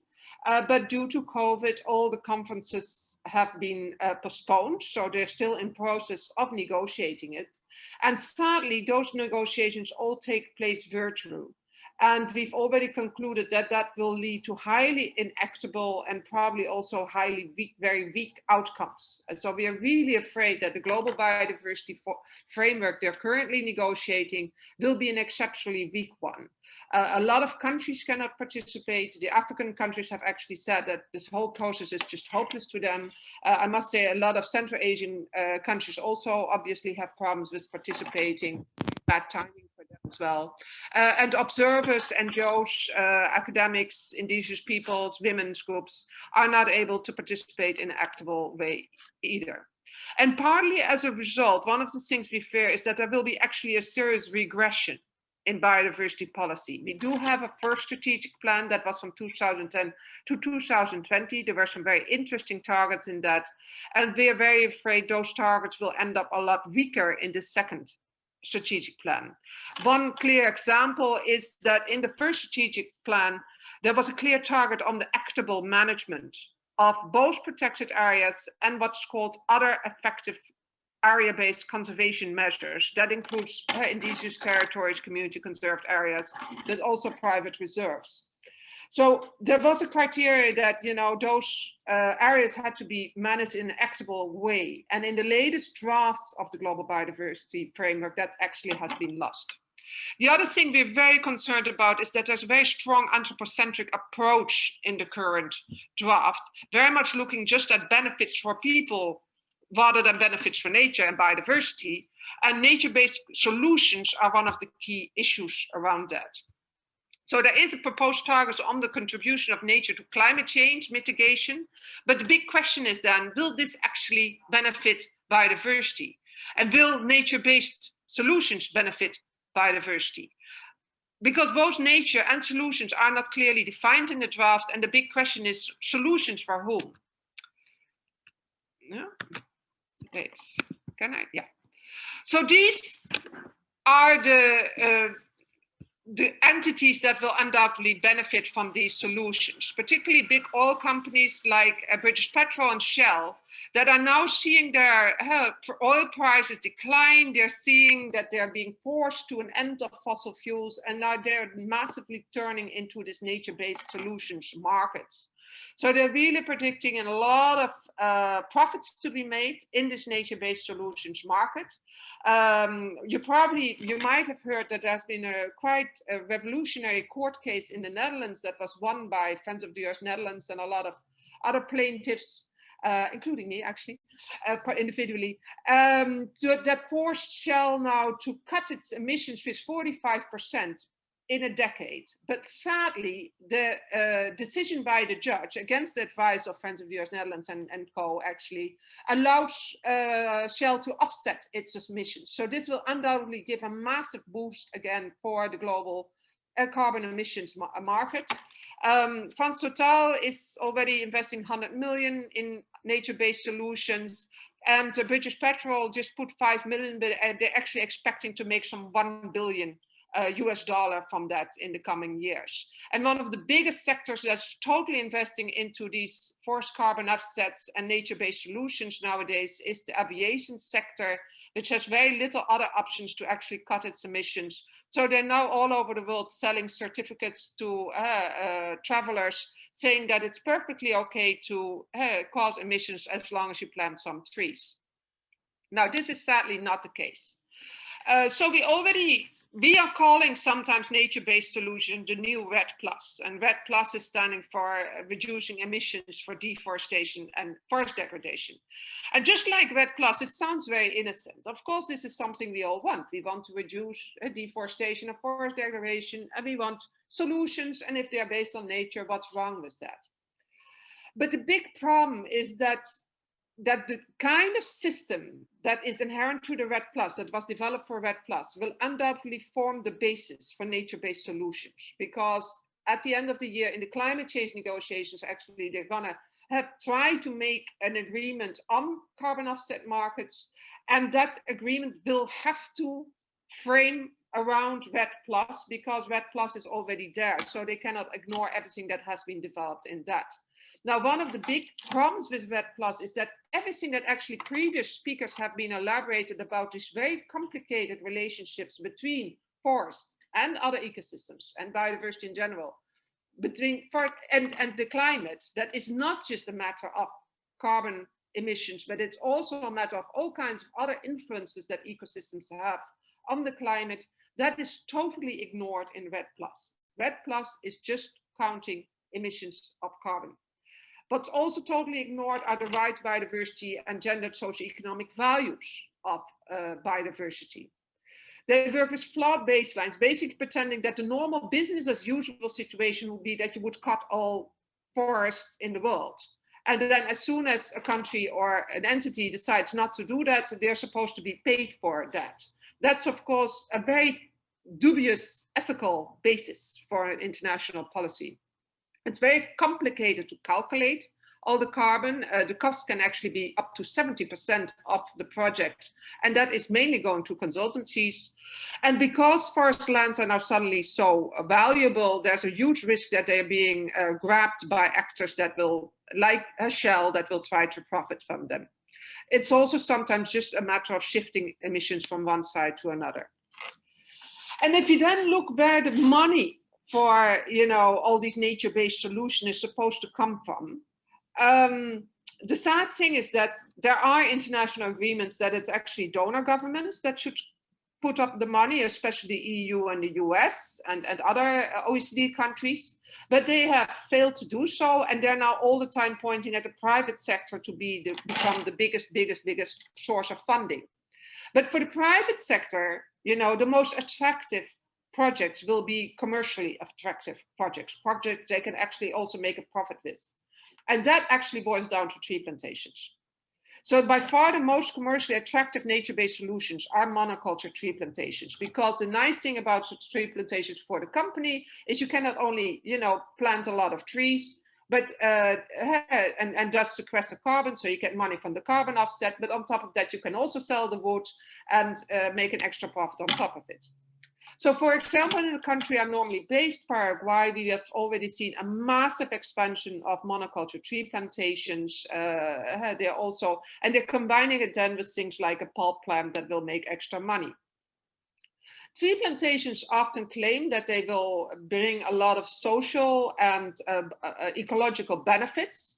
But yeah, as you can see of this program from a plantation company called Fibria, their program for rural territorial development, as it's translated, is quite empty. And also those ecological projects promises tend to be very empty. In practice, there's a massive amount of very serious land conflicts actually between tree plantation companies and indigenous people and local communities. And the ecological problem is very much in the discussion that we just had about restoration. I mean, this is typically an area that is declared degraded, a degraded land. It's former cattle ranching land in Brazil. And the plantation companies often claim that they will just put their plantations on degraded land. And as it's degraded, it doesn't matter. However, lands like this have a massive restoration potential. This is in the Mata Atlântica zone, the Atlantic forest of Brazil, and it's estimated that up to 75% of those lands would naturally grow back into forest if you would just leave them untouched. So by planting eucalypt trees, which are alien and invasive in this area, on this land, you actually take away the opportunity, the ecological opportunity for restoring this area. And these ecological opportunity costs are never taken into account in the whole discussion around monoculture tree plantations and other large-scale monocultures. Too easily, a land is just declared as degraded and it's pretended as if it cannot be restored anymore. But most of those lands can be restored. And if you then see, this is actually opposite the area, you just see what local communities can do, often led by women, these kinds of initiatives. You know, they then build up agroecological projects with a lot more employment. They provide food, they provide a lot of genetic diversity and biodiversity. So there's a lot of incentives. The biggest impacts actually of a lot of these monoculture tree plantations are for women. I mean, they get less and lower quality jobs. In general, very few jobs are being provided by monoculture tree plantations. It's one of the most labor-extensive activities yet can take place on land. And because of that, you get massive rural depopulation. That also means that social services and schools, etc., are disappearing. There's massive impacts on water depletion. And these monocultures can only grow with massive amounts of very dangerous agrochemicals like glyphosate, which are causing very serious health impacts. Women are also at the forefront of resistance. And just to mention very briefly, because I'm running out of time, another nature-based solution is bioenergy. And this is also massively promoted. This is an oil palm plantation in Honduras, which is, you know, famous for causing very violent conflicts with the local communities in the country. And this palm oil is, for example, the logical fuel for aviation. Again, if aviation airline companies claim that they're using biodiesel, then please don't fly, because it's this stuff that's the only thing that's feasible as a biofuel for airline companies.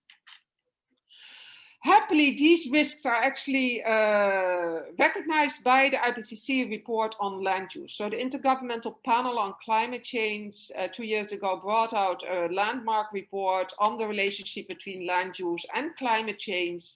And there it was admitted that with high confidence actually that afforestation, reforestation, use of land for bioenergy could greatly increase demand for land conversion and could also very much impact, cause desertification, land degradation, and impact on food security, sustainable development, and biodiversity. Happily, the IPCC also talked about some of the positive solutions, and these are actually solutions, you know, a lot of the members of the Global Forest Coalition and our allies are day-to-day, you know, working on. Indigenous peoples, local communities, and women all over the world have succeeded to live in perfect harmony with their nature, with their forests, with their ecosystems.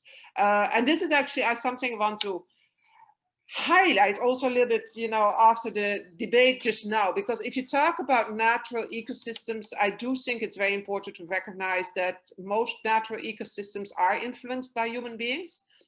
The country where I'm at least at the moment speaking from, and where I'm originally from, the Netherlands, does not have natural ecosystems that have not been disturbed by or at least influenced by people, because the forests and other ecosystems grow back after the last ice age and were immediately heavily influenced by human beings and, for example, their livestock.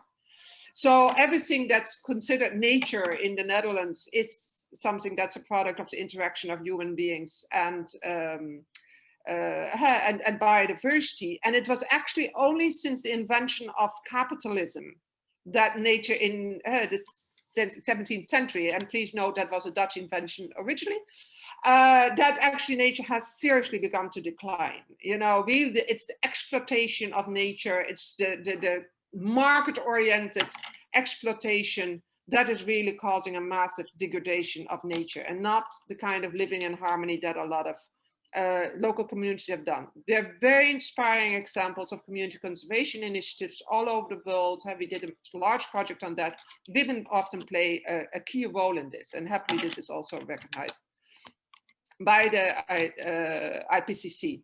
Sadly, it's less and less recognized by biodiversity policymakers. One of our big concerns about this global biodiversity framework is that the latest draft did not recognize indigenous peoples and community conserved territories and areas, ICCAs, even though there's now broad recognition in science actually that they're more equitable, they provide more benefits for the local communities themselves, they're more sustainable, they can last longer. They're more effective because the communities themselves actually monitor, you know, the nature in their area and make sure that there's no negative disturbances. And they're also more resilient, because one of the big problems with protected areas is that they cannot be protected against climate change. But these areas are far more flexible, they're far more resilient, they can easily be expanded and adapted to the influences of climate change. But regretfully, there's no recognition of this in the latest drafts of the Global Biodiversity Framework.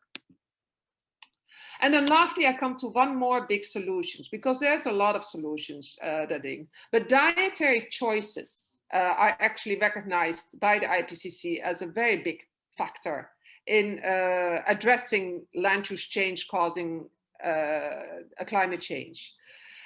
That is because unsustainable livestock farming actually causes massive amounts, it needs massive amounts of land. I mean, in the United States, it's estimated that 3/5 of the entire territory of the United States is being used directly or indirectly through the production of feedstock for livestock production, for meat and dairy production. And the IPCC does recognize very clearly that one of the key, you know, solutions we have to actually become, you know, have a much more harmonic relationship between biodiversity, climate change, is to eat less meat and to eat less dairy. And that doesn't mean to become vegan from one day or another. I know there's a lot of also communities in Central Asia that really depend on livestock and often they do that in harmony with nature, but less is definitely better for the climate. So with that, I would very much like to hand over to Peter again, and please don't hesitate if you have any questions or comments after this. So Peter will talk a little bit more for how this is all being framed within the UN Framework Convention on Climate Change. Thank you. Thank you very much, Simone. A very important presentation. I'm going to try to share screen again and maybe a quick summary of the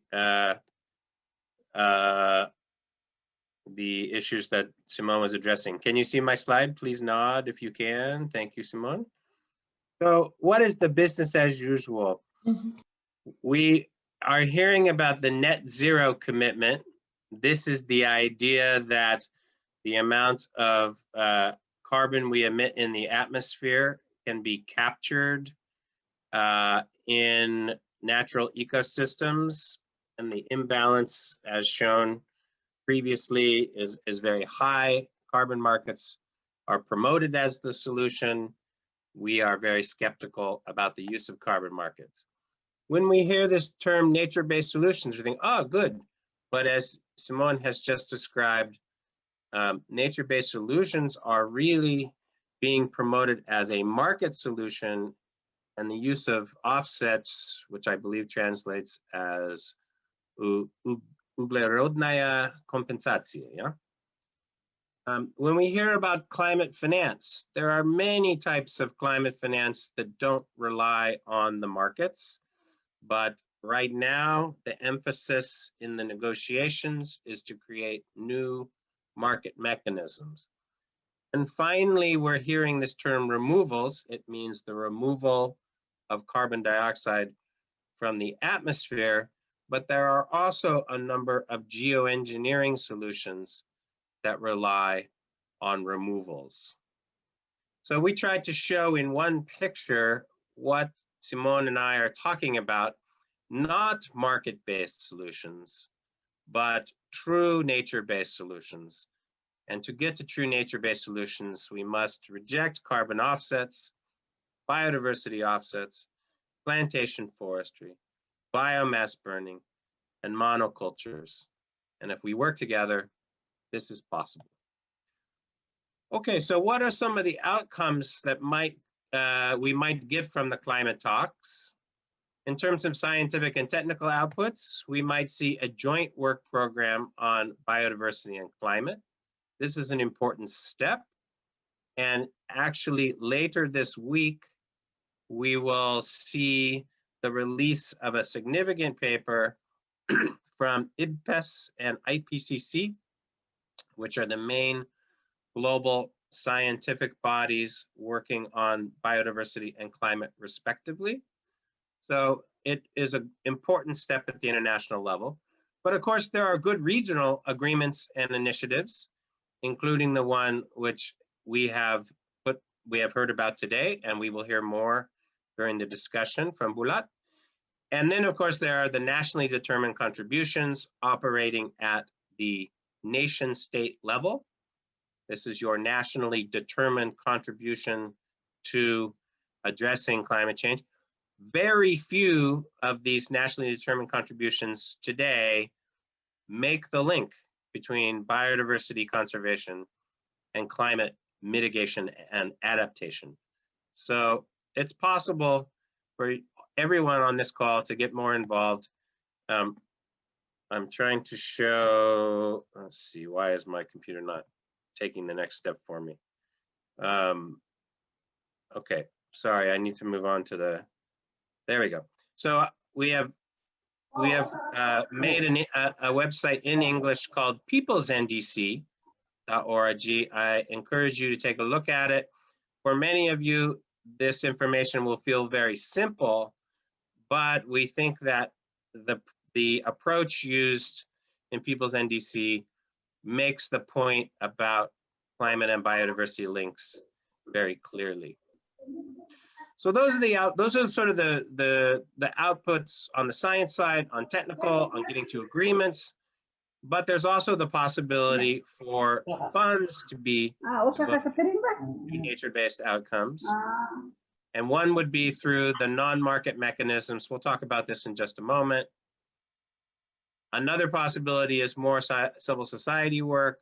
There is an emerging global consensus that we need a global moratorium, that is a ban, on the conversion of natural ecosystems.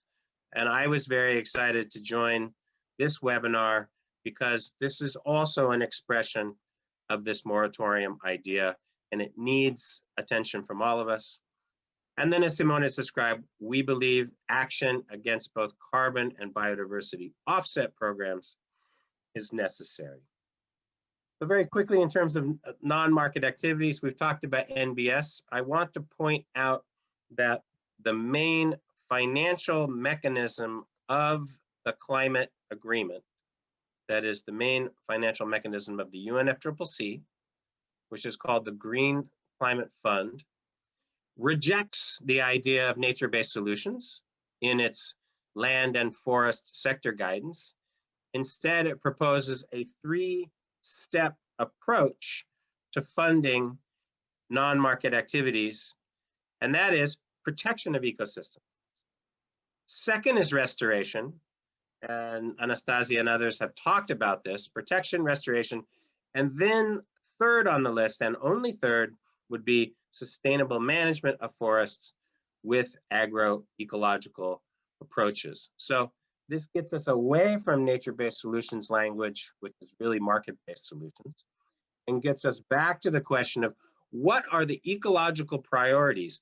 What are the things that would guarantee for us ecological integrity? And Clara has put together this description of where we could find funding for this activity: a small fee on international air travel, a small fee on speculative behavior, a financial transaction tax, and finally, a tax on oil, coal, and gas extraction. And if this were to be developed, that would create $100 billion annually for these kind of protection, restoration, and sustainable management of forest approaches. $100 billion annually, you may remember, was the original goal for mobilizing climate finance back in 2012, or maybe even earlier, 2009, I'm sorry. It has never been reached through market mechanisms, through development aid. So we're saying tax luxury consumption of air travel, of financial speculation, of oil and gas extraction, and that would help deliver the resources we need. Just as a general point, there are lots of possible sources, and those sources should be easier to draw upon as we look at post-COVID recovery. And I thank you very much for your attention, and I look forward to the discussion.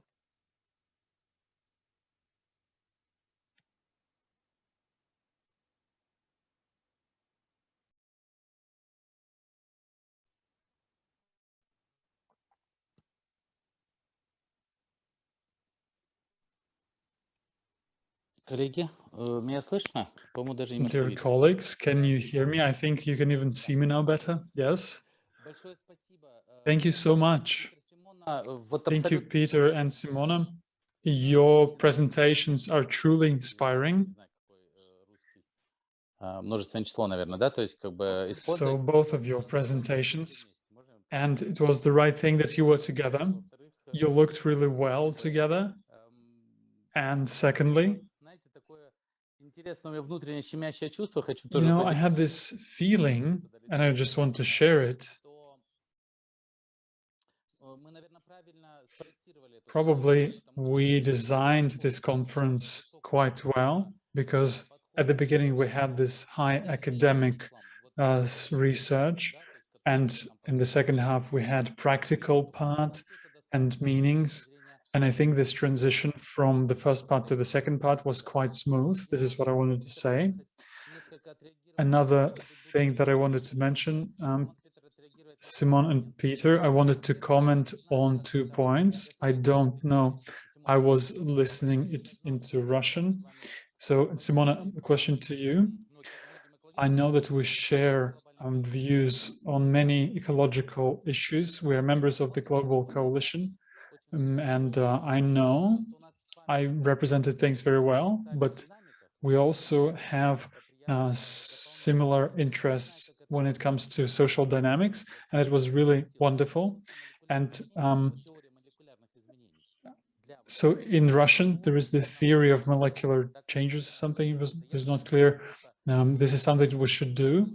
And I don't know, Simona, when we will have, and Peter, when we'll have time to discuss these topics, but we faced it when we were studying social dynamics, the Gramsci theory, in terms of how to change in a how to change the world in a non-revolutionary way. And I think this is what we must move towards. Peter, thank you for nodding. And we started doing it step by step, but we need these key points. And the second part, and Peter, it's very well that you're nodding, because I saw that it turns out that these messages can be hypocritical. And I was a little bit scared, because we are aware of the molecular changes, but these words spoken by not professional politicians, like they cannot do this phrase very well. I mean, on the outside it may look nice, but the essence not very nice. So basically I'm describing the situation when words differ from actions, and the intent may be good, but the goal is different, profit most of all. And the problem is that ecosystems will not tolerate such an approach, because we're eating them and eating them and eating them. But colleagues, what I wanted to mention as part of the general discourse, we haven't discussed the following point, and it is related to us being on Earth. I mean risks. One problem, and it's inside everywhere, and Simone was saying very nicely. So resources are taken here. Benefit is received by the ones who collected these resources, and we are left with the risks. There is this inequality of distribution of risks and benefits. And I believe this is a very serious filter through which these approaches can be seen. Like, we can ask the question, who benefits from it? And I think that we, as a community, must say the following: guys, it should benefit life. So if we say it this way, if it is beneficial for life, then maybe many solutions will receive this substantiality, this illusions will fall. And so there is this overtone window mechanism. Something negative can be imposed on us, some negative images, but the question is, maybe we as a positive world, and I believe that all of us are carriers of the positive paradigm and ideology, maybe we should work on some sort of messages, correct messages revolving around the molecular changes, and maybe we can send these messages to people. So this is what I heard from your presentations. Please, questions from the audience. Anya, what is happening in the chats? Well, chat so far is supporting the messages both from Simone and from Peter, and I truly feel that people really agree with what we are discussing. So far I don't see any questions, but I see solidarity and support. So then let me say one or two comments. Simona, please. No, I think you point at something so essential, indeed, the inequitable distribution of risks and benefits. And of course, the Global Forest Coalition is trying to look at a lot of things also from a feminist perspective. And of course, the whole gender dimension there is often very important. There's also often a racial and an ethnic dimension. The benefits are very often going to quite elite, small elite, while indeed a lot of already politically and economically marginalized groups are seeing the risks. And that is actually also a big concern about some of the global biodiversity discourse, and also the global biodiversity framework that is based on that discourse, because there's a tendency to simply talk about the benefits of nature for humanity. And nature benefits and nature-based solutions benefit a small minority a lot more than they, benefit others if certain approaches are used. And of course, the whole issue about market mechanisms is that they, per definition, further marginalize the already economically marginalized. I mean, that's an inherent dimension in market mechanisms. And the other inherent dimension is that they need to grow. And with that, you will, per definition, violate planetary boundaries. You cannot have unlimited growth on a limited planet. And that's why I think, you know, putting it all into a much more political context is often super important. And just to add one more thing, I was actually thinking about, you know, this concept of economies of care when you were speaking. This is something that's very strongly promoted by the feminist movement, you know, that we need economies of care, need to realize that, you know, care, unpaid care work, unpaid caring is very important. Public care is very important.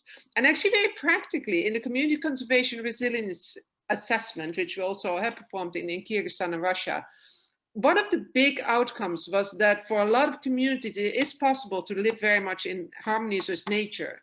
But one of the things they often ask for is good public services. Because if all the services like healthcare and schools are privatized, they will need to make a lot of money to actually, you know, put their kids on school and keep them healthy. And it's fascinating because that actually then also is that if you have a very strong, you know, public system, a communal system, a community system, that actually also helps, you know, having communities better take care of their conservation. And of course, there's a whole historical context around that in Central Asia. But yeah, I'm sometimes afraid that in the last 20, 30 years, a lot of babies have been thrown away with the bathwater. And that, you know, some of the bigger concept of caring for the world together and really solidarity are actually really important in this whole discussion.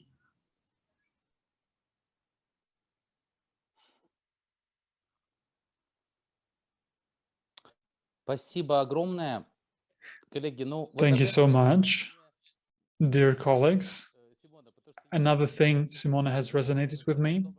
I represent the so-called Russian world. I represent the Russian, the Soviet education, and at the 100 years ago, there were two Vladimirs. Vladimir Lenin, everyone knows him, and there was another Vladimir, well known. It's Vladimir Solovyov, the philosopher.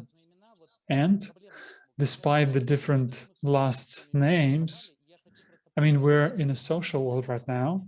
And what I want to say is that Lenin defines the government or public as an institution as pressure from one class over another. So we know this classic system. There's the dictate of the proletariat is taken and so on. But at the same time, another person from this country, but this message was not taken, he says that government is a tool of passion, of empathy. It's a tool of empathy, of care that you have mentioned, Simone. And if Europe had chosen the path of Leibniz and Newton, maybe we would treat ecosystems differently. If we had taken the words of the other Vladimir, maybe the world would change. I don't know, colleagues, how it happens, but I know that we must be able to choose. We must know how to choose these social sides. I mean, I have heard a lot about this topic, but your points are quite shocking to me in a way, and I'm quite afraid when this reaches us. In one way, it's good that we are far away from you and from the mechanisms, but now we will go to another phase or stage or part of our conference. But I want to make this transition and mention psychoanalyst Jacques Lacan. They say that, you know, when you have this choice, money or life, you actually have no choice because you will choose life. So Peter, this is what I wanted to say to you. Like, usually when we have this choice, money or wallet, we must choose life, but people choose wallet. And Peter, do you understand? We must do away with these inhumane approaches. And what you mentioned, business as usual, is not enough. This is what I wanted to say. Dear colleagues, thank you so much. I think now is a very logical transition to another point. So there is another speaker, Bulat Yessekin. So both of us are from Central Asia. We are from neighboring countries, and we were studying at the same program. But he's wiser, he's older, and I follow him. And I can say that he's a great expert on sustainable development, and quite often there was this LEAD program. So we meet at big conferences, and it's a great pleasure for me to listen to Bulat. So I'm looking forward to your presentation, and so this will be a logical continuation of today's conference, and then we will have the discussion Q&A. Thank you so much. I start the screen sharing. And my presentation is about practical steps to implement the initiative. We understand that theory is theory, and this theory is perceived insufficiently, in an insufficient way, both at the national, at the international levels, but there isn't that much time. Can you make it full screen? Yes, thank you. So I will show you the draft of our resolution with practical recommendations on practical actions, and I will give you several examples of which I was part of. So the question is, how can all this be done so that it is not abstract but practical? This is our appeal to the international community to recognize the value and role of natural ecosystems for preserving climate and life on Earth. And this conference is the onset of action for this appeal. And to continue the discussion that we've had, I want to say the following. Everything is about our imperfections, or rather something that is being distorted, distortions. We distort words, we distort meanings, we distort actions, step by step, a little, but all of this leads to what we have right now. And these distortions are one of the biggest sins on Earth. Distortions because there's a consensus in the UN. We distort because we're afraid to lose our jobs, because we want some warm places, because we don't want to make relationships with people worse. But all of this leads to what we have right now. We have the foundation on which our life is based at risk. So the resolution says that the laws of nature is the basis for life, and all the other laws that we have, moral and laws, they must obey the primary laws of nature.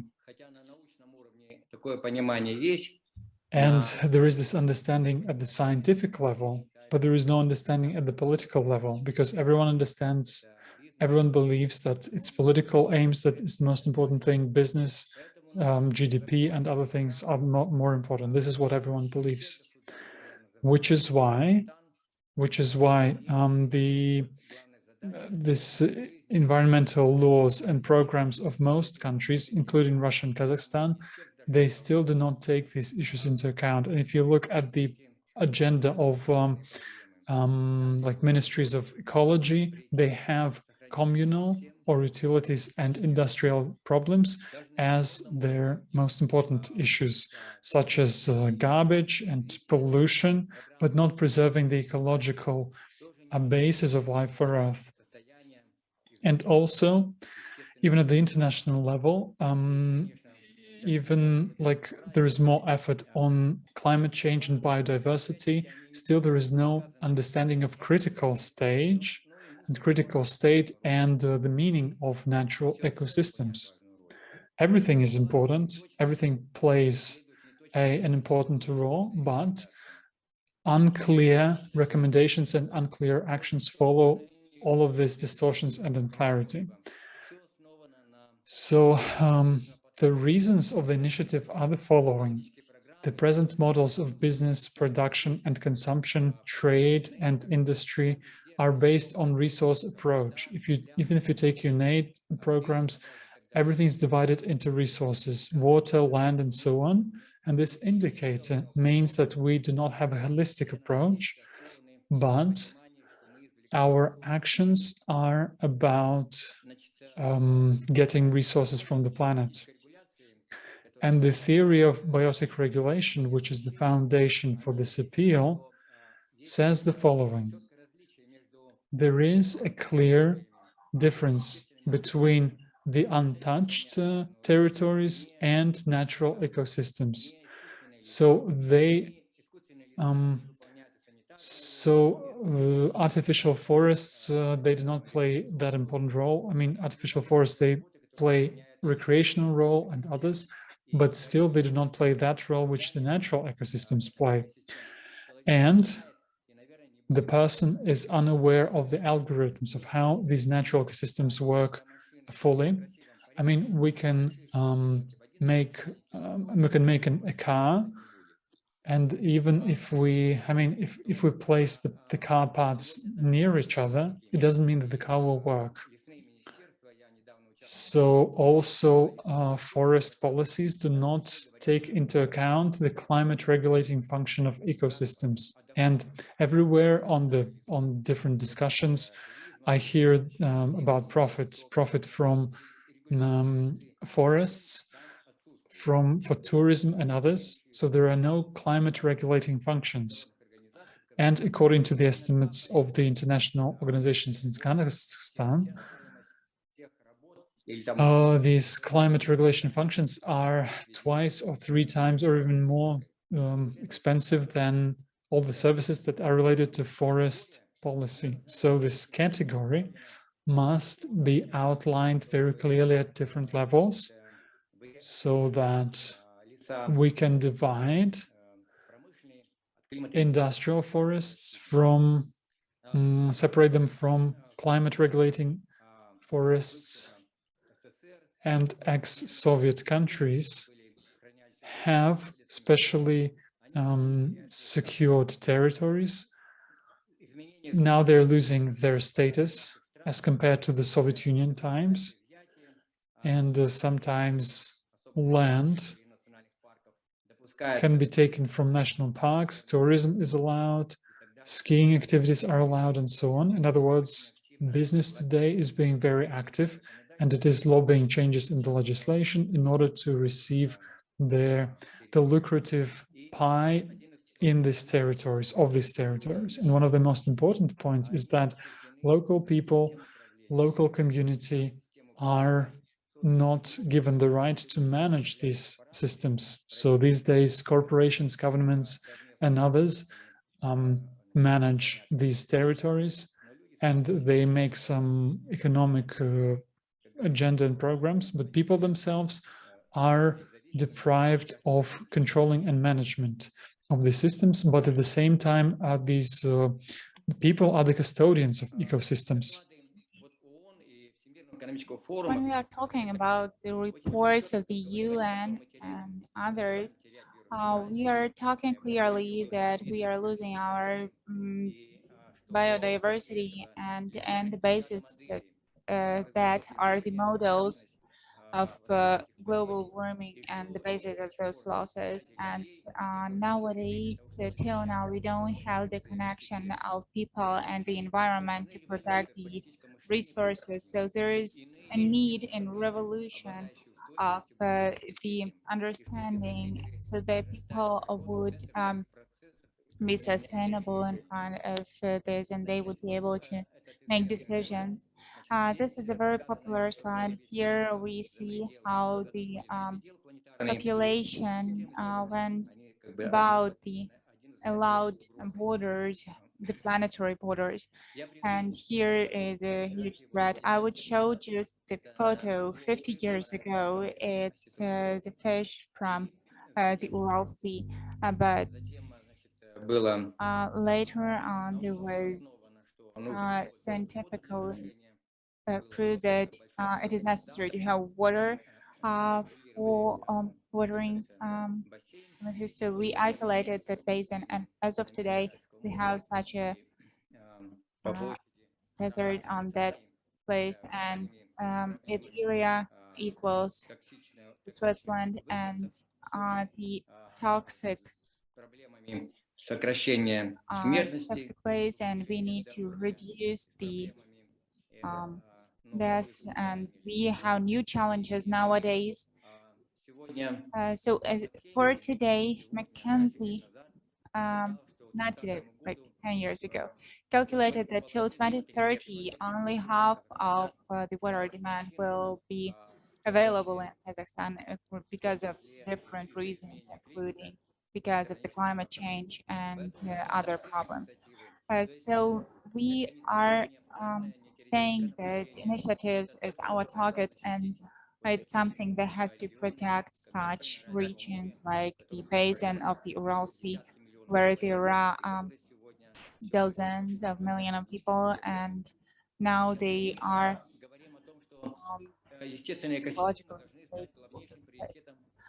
And it has to become the main priority of the humanity to preserve the natural ecosystems, so they don't be higher than these priorities. It's the main task of humanity to preserve the life, the very life on the planet. It doesn't have to be somewhere in the middle, so to say. It doesn't have to be among the sub goals. So we are talking about changing our targets and about putting all our efforts to fulfill this task. So we suggest to adopt the global moratorium on the level of the UN for any occupation of the territories that haven't been touched by anthropogenic activity yet, and also to integrate the goals on preserving ecosystem as the prioritized in legislation and programs of development of different countries, and also into the international countries, including the Paris Agreement, and also to make the system of all those categories up to 30% of all the territory of the planet till 2030.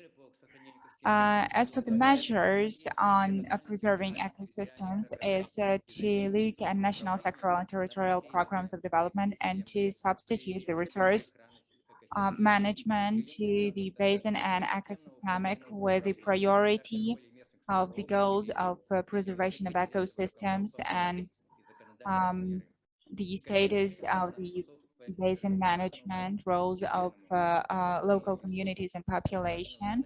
And also on the legislation level to on the level of legislation to have some documents developed to regulate all those issues. It is necessary to eliminate harmful subsidies, prices, and methods of the usage that don't help us to preserve and renovate the ecosystems, to share ideas, experience, and technologies on preservation of ecosystems for different climatic zones and areas. Also, we need to increase information among people, including through social media. We also need to create social and professional communities and nets on realizing and development of this initiative, and to create a working secretariat for support and monitoring of the initiative, its integration with the UN decade on preservation of the ecosystems. I will bring one example. So that is an example of our ecosystem, which is one of the biggest ecosystems on our planet. It is more than the United Kingdom, Denmark, and Switzerland altogether. As of today, this ecosystem is under the big pressure, so to say, because even in McKinsey's report in 2030, there would be a huge lack of water. And for example, including because that the water for watering in Almaty region It's 1 tenge per 3,000 liters of water. And including there are such problems as pollution. So here you can see the city Ambuhash and the city Almata on the very lake. And of course, we are talking about the new lands and the upper lands and the basins in China. Of course, the new challenges and the melting of ice. So till 2030, less than in 10 years, we are going to live in a huge territory, which is going to be more than 5 European countries together. There will be new catastrophe with the new desert, because the water is on the surface and it's going to be degraded.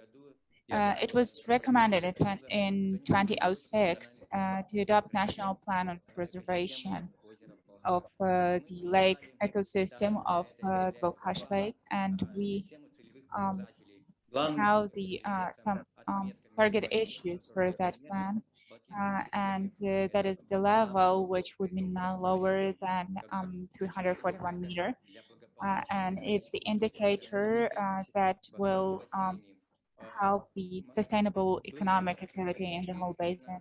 And also, it was calculated that there were some measures suggested by the plan. They will bring the income in millions of dollars.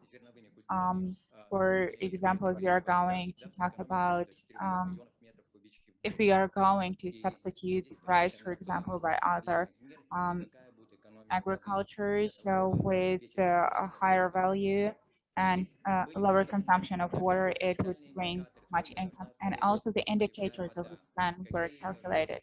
What should be the tariff for the water, and what the agriculture should be substituted, and other measures. In general, I need to say that the international experience shows that the basins of the rivers should be just like should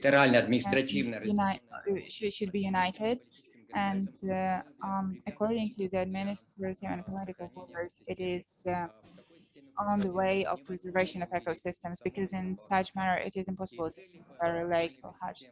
And with the aim to preserve that ecosystem, we need to, of course, we need to increase understanding among the population and to create some bodies with the authorities who are going to work that. So we had that for Balkhash Lake, and I would like to say that this approach, I was making the report on the goals of development, and they are really localized. And the goals that are not localized, we say that they are not.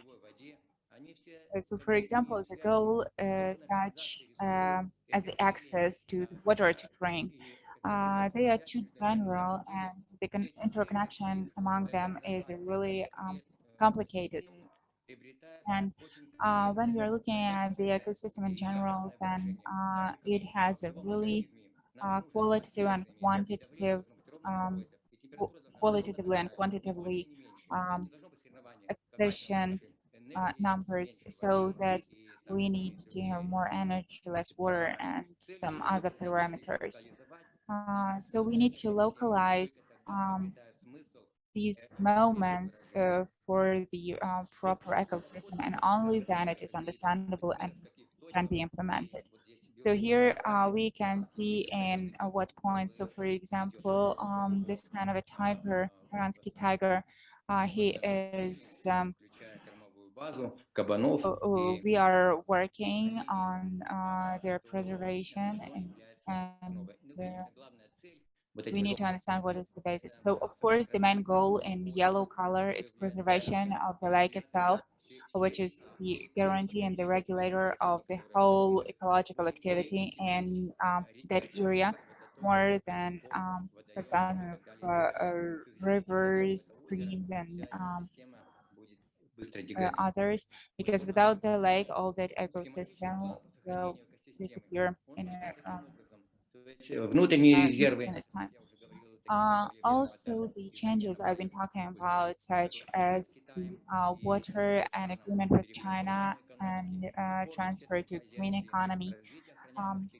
Also, development of the territories that are under protection, and of course, transfer to basin management. And today, as of today, they're just like someone who shouldn't be there. So it really depends. So the well-being of the ecosystem really depends on that. This is the scheme that we drew more than 20 years ago. This scheme slightly changed.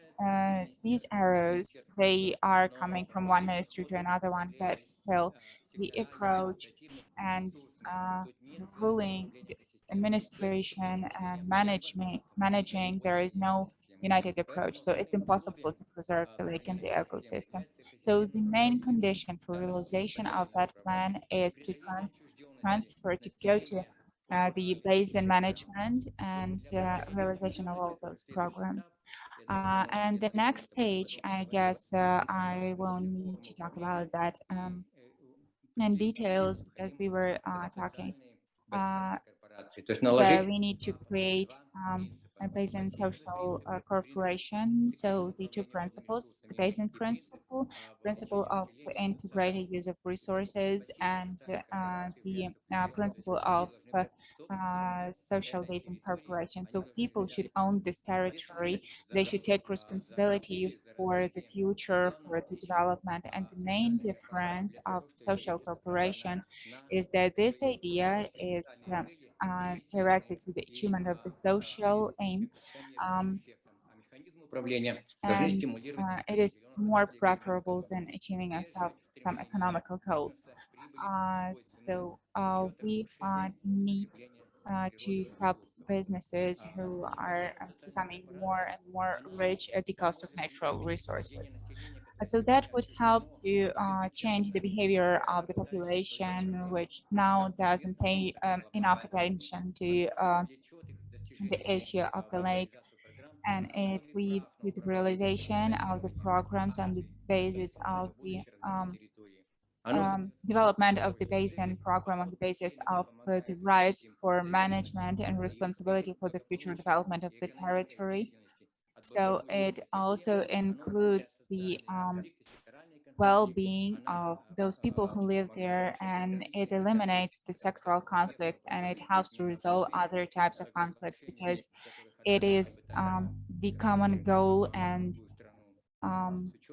so here we are not talking that one country is trying to lie to another one, but we see that we have common goals and we have common benefits and risks, and we should share those benefits and risks and from sustainable economic activity in the basin.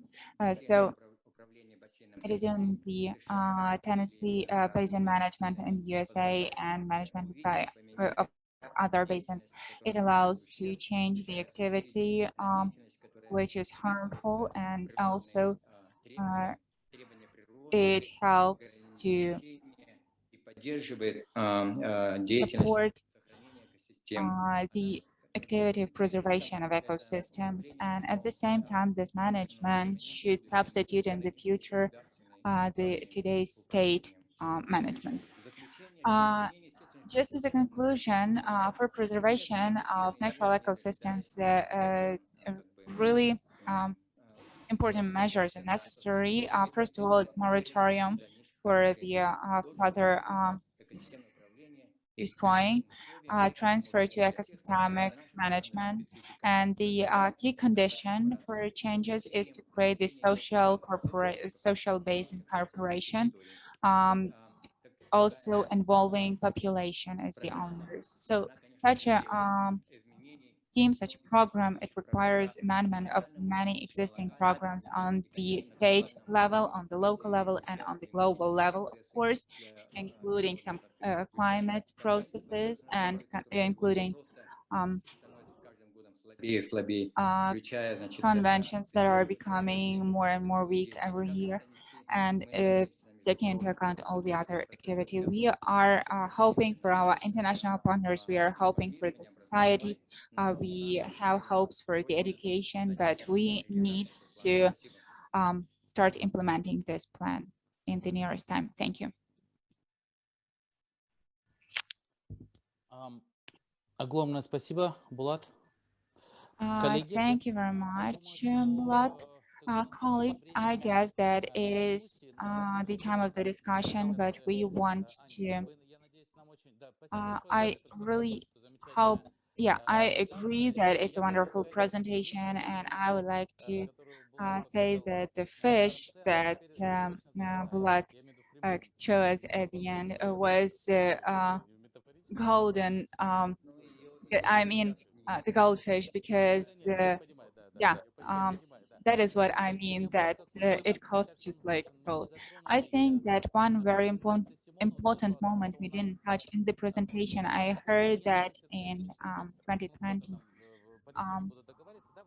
the politicians would agree about some situations with, for example, the Convention on biodiversification. I would like to tell everyone, when I was listening to the Bulat's presentation, it is clear that we can take a lot of practical systems, but I guess you will agree with me that we sorry to forget that it is too little to win.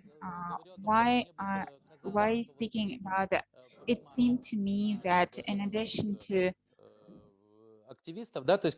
some activities, even the academic people are here. It seems to me that it can be done a task. Like, I will mention what I'm talking about just in a minute. So the basin management of ecosystems. So that is, so we are saying that there is like unit of ecosystems and like one type of highlighting, but with the other systems, it seems to me that in scientific developments, such a moment like when Anastassia is saying what unit is enough for promoting preservation, I think it is a very important moment, because we also need to move towards realization that such units are crucial for us. And with all my love to pandas and other animals, it's not legitimate. I mean, one day on one of the congresses, I was told that if you want to understand more about the system, just think what kind of system it is. If it's the system of system in the city or something else. So in our system, so these are units of reproduction of life as such. So units of reproduction of life, then totally another paradigm is here then. And so colleagues, Anya, I would like to give the word to you. And So we have several requests. Several people want to speak. Aulbek, for example, from Kazakhstan, as far as I understand. And also we had comments from, I don't know the last name, but somebody said Kazan, like there's the avatar from Kazan, and Victor from the beginning. Okay, so Coralai. Okay, then let's hear from people that Anya mentioned, and then I will give the floor to Anya. Victor had wanted to say, dear colleagues, if you want to have the floor, please raise your hand or write in the chat. Good afternoon. Good evening. Thank you so much for a conference. The topic is really important, and the issues raised are also necessary. And everyone needs this.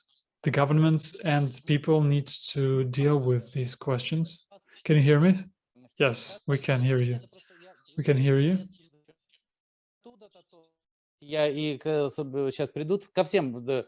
Okay, so I have a comment to everyone. Please introduce yourselves so that we understand who you are from. My name is Viktor Bezgotkov, Belgorod region. So all the issues and questions are important. Everyone needs it, and everyone needs to deal with it and understand why climate is changing, why it's becoming like this, and what is the catastrophe, what is the depth of this catastrophe. And sometimes these matters are not looked into it at a deep level. So I'm not sure if you can see the graph of how temperature was oscillating. So these are the different temperatures in the conditions, and the oscillations are very big. Can you see it? No, we can't see it. So this is the results for the May of this year. Well, I didn't see it, and this is for some other period. The temperature fluctuations are less. In other words, every year the fluctuations of temperature become more, and people are saying. Some people are saying that global warming is coming, other people are saying that global freezing is coming, and maybe both sides are true, but we understand that the record temperatures are increasing, the air instances are increasing, and in Asia, for example, it was really hot, like 44, 45, 46, almost 50 degrees. In other words, where does this heat come from? Not from CO2, it comes from the desert, for example, Karakum, and from the Sahara Desert and others. And in other words, the problem here is the polarization of climate. It's not CO2 that is responsible, but, for example, water is a very important component in greenhouse emissions. It's decreasing, air becomes more dry, and air is becoming more dry because there are fewer forests. Dear colleagues, please focus on what needs to be done. The question is, how do we join efforts in order to change the situation? So please focus your activity on that. Okay.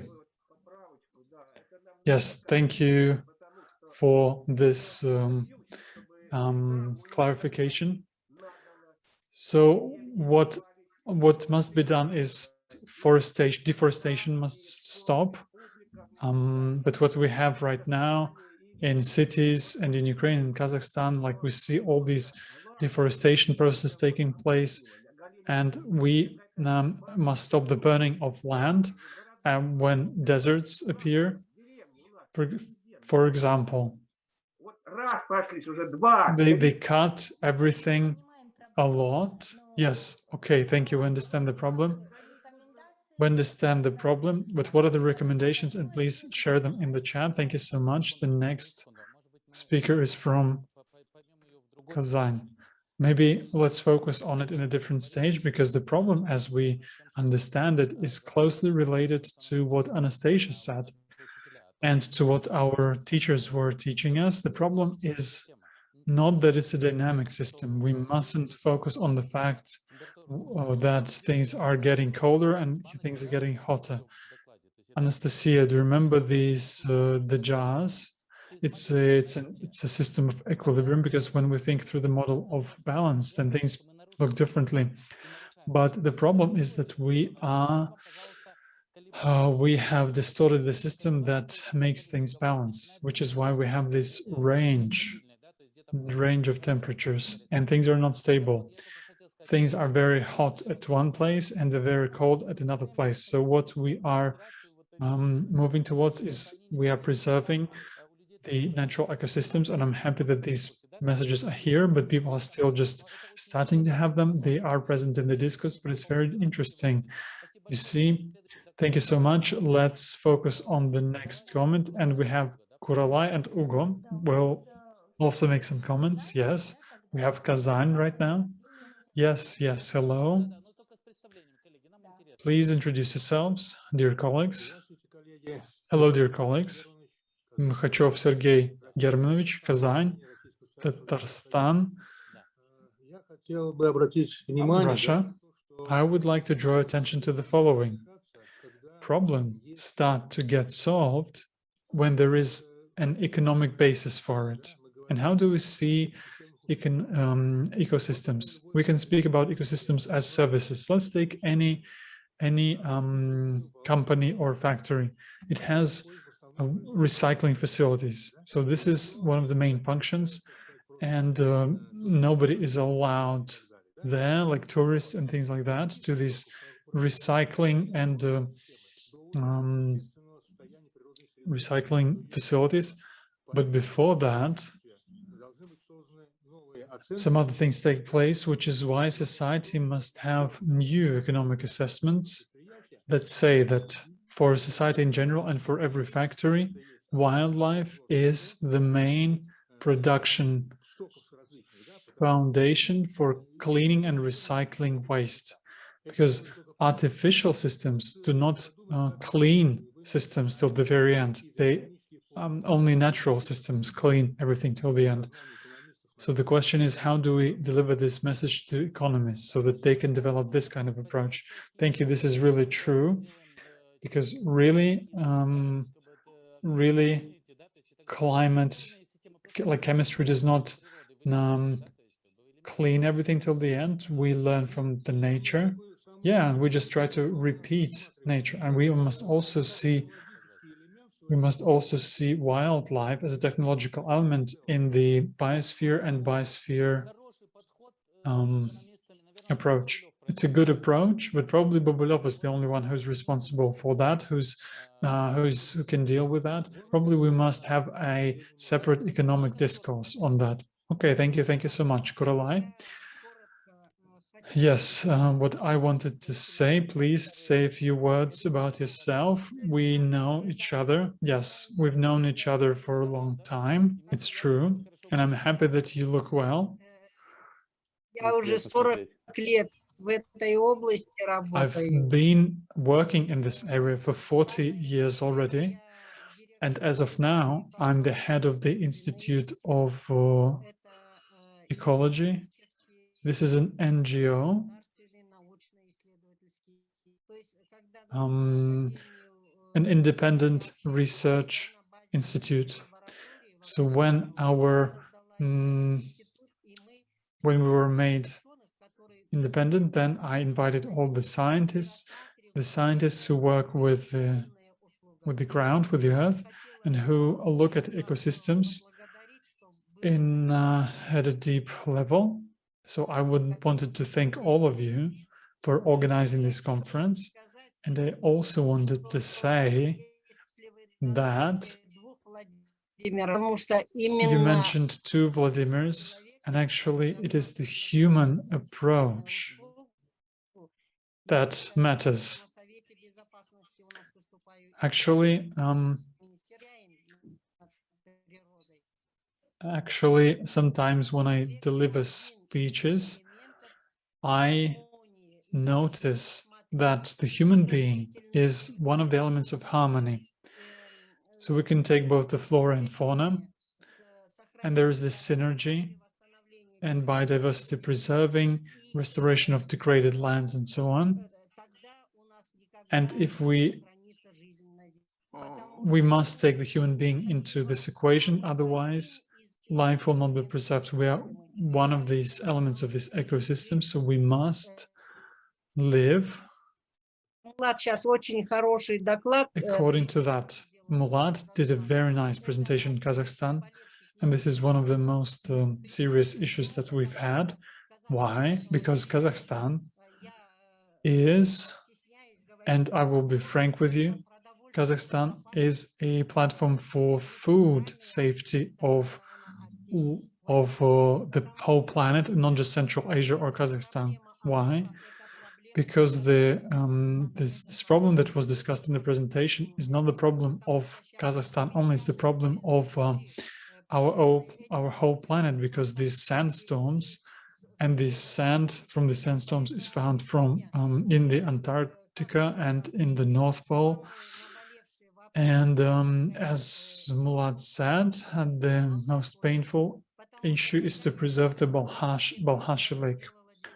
30 years ago, I was writing my dissertation, and I focused on rational use and efficient management of Balkhash, because when waters from China do not come, then the level of Balkhash decreases from year to year, and not only red book species, but the ordinary species were there, like they're disappearing. So this trans-border waters is the main thing now. And Mengele Kiel, the first president, when he speaks, and what is Mengele Kiel? Mengele Kiel, this is a Kazakh word. So this eternal country, eternal life. So when I speak in the Security Council, I said we will not have this eternal country if we consider only the economic perspective in our 2030, 2050 strategies. We must have a triad for sustainable development. First of all, environment, preserving environment. Second, social conditions of the people living in this ecosystem, and economy must be only on in the third place. One belt, one way. When this program was signed with China, the researchers of our institute also made a comment. One belt, one way will never give Kazakhstan or any other countries who signed this agreement will not give benefits, because there are only economic benefits there. But when it comes to social benefits, environmental benefits, then it was not covered, because we must take into account that it destroys the local population that live there along this path, this way, which is why the RLC, as Bulat said, the RLC is called now Aralkum, so a sand island and not the sea.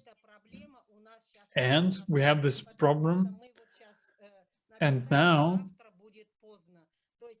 we have actually come up with the slogan, tomorrow will be late. So environmental risks of Kazakhstan has it.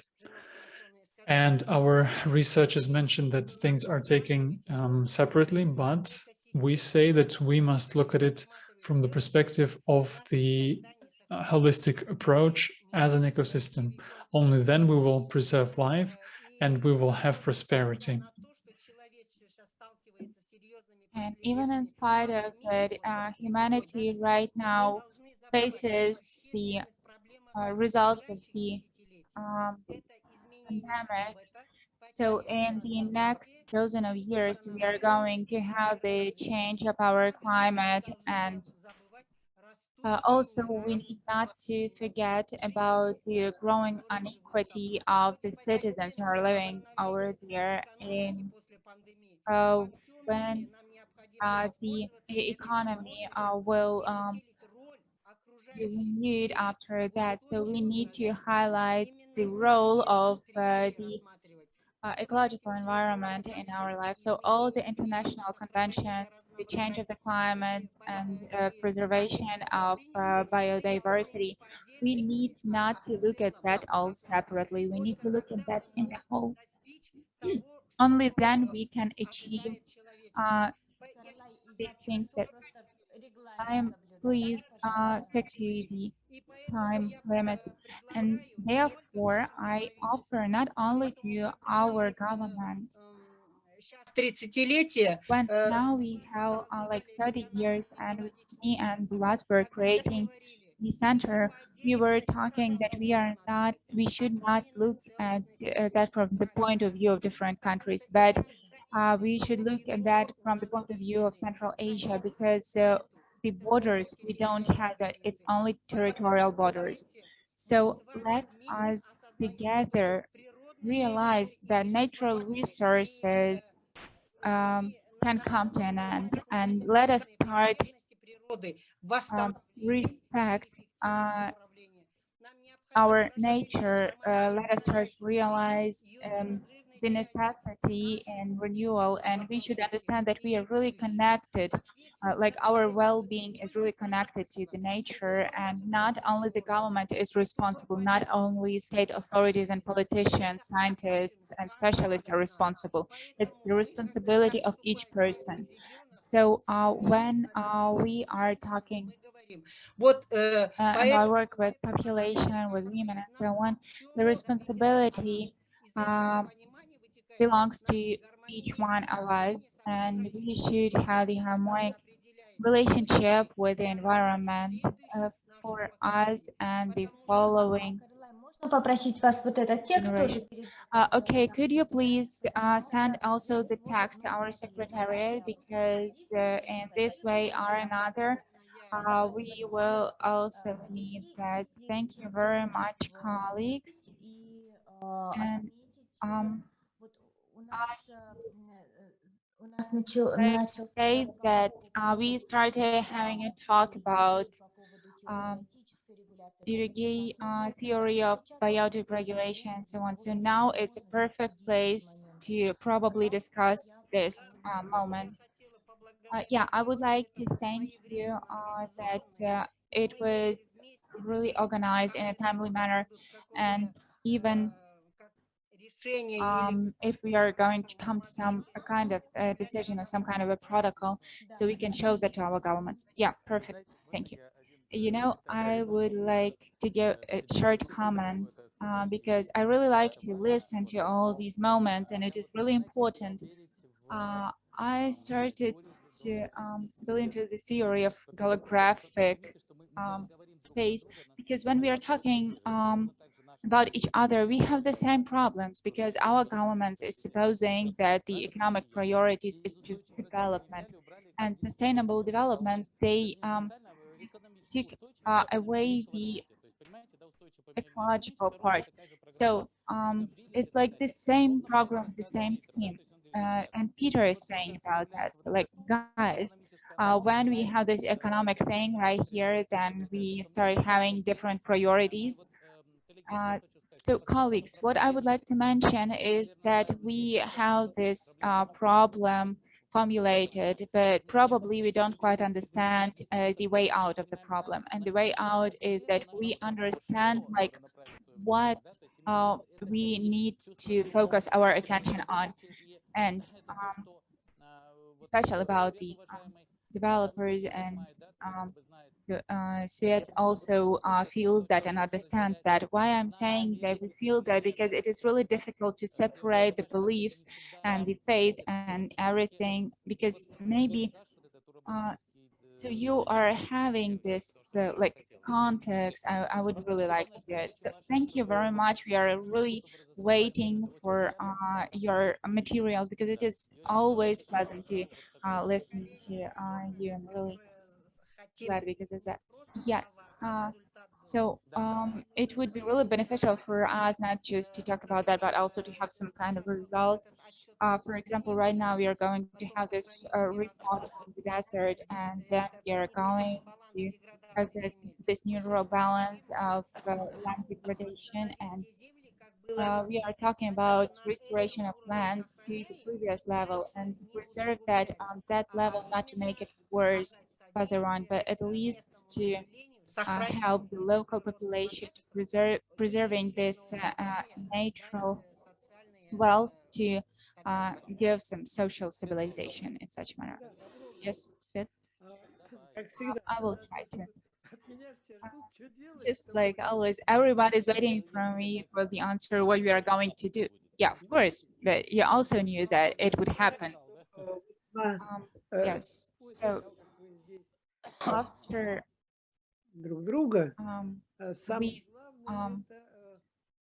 we discussed is with each other, the most important thing is to make our circle more wide.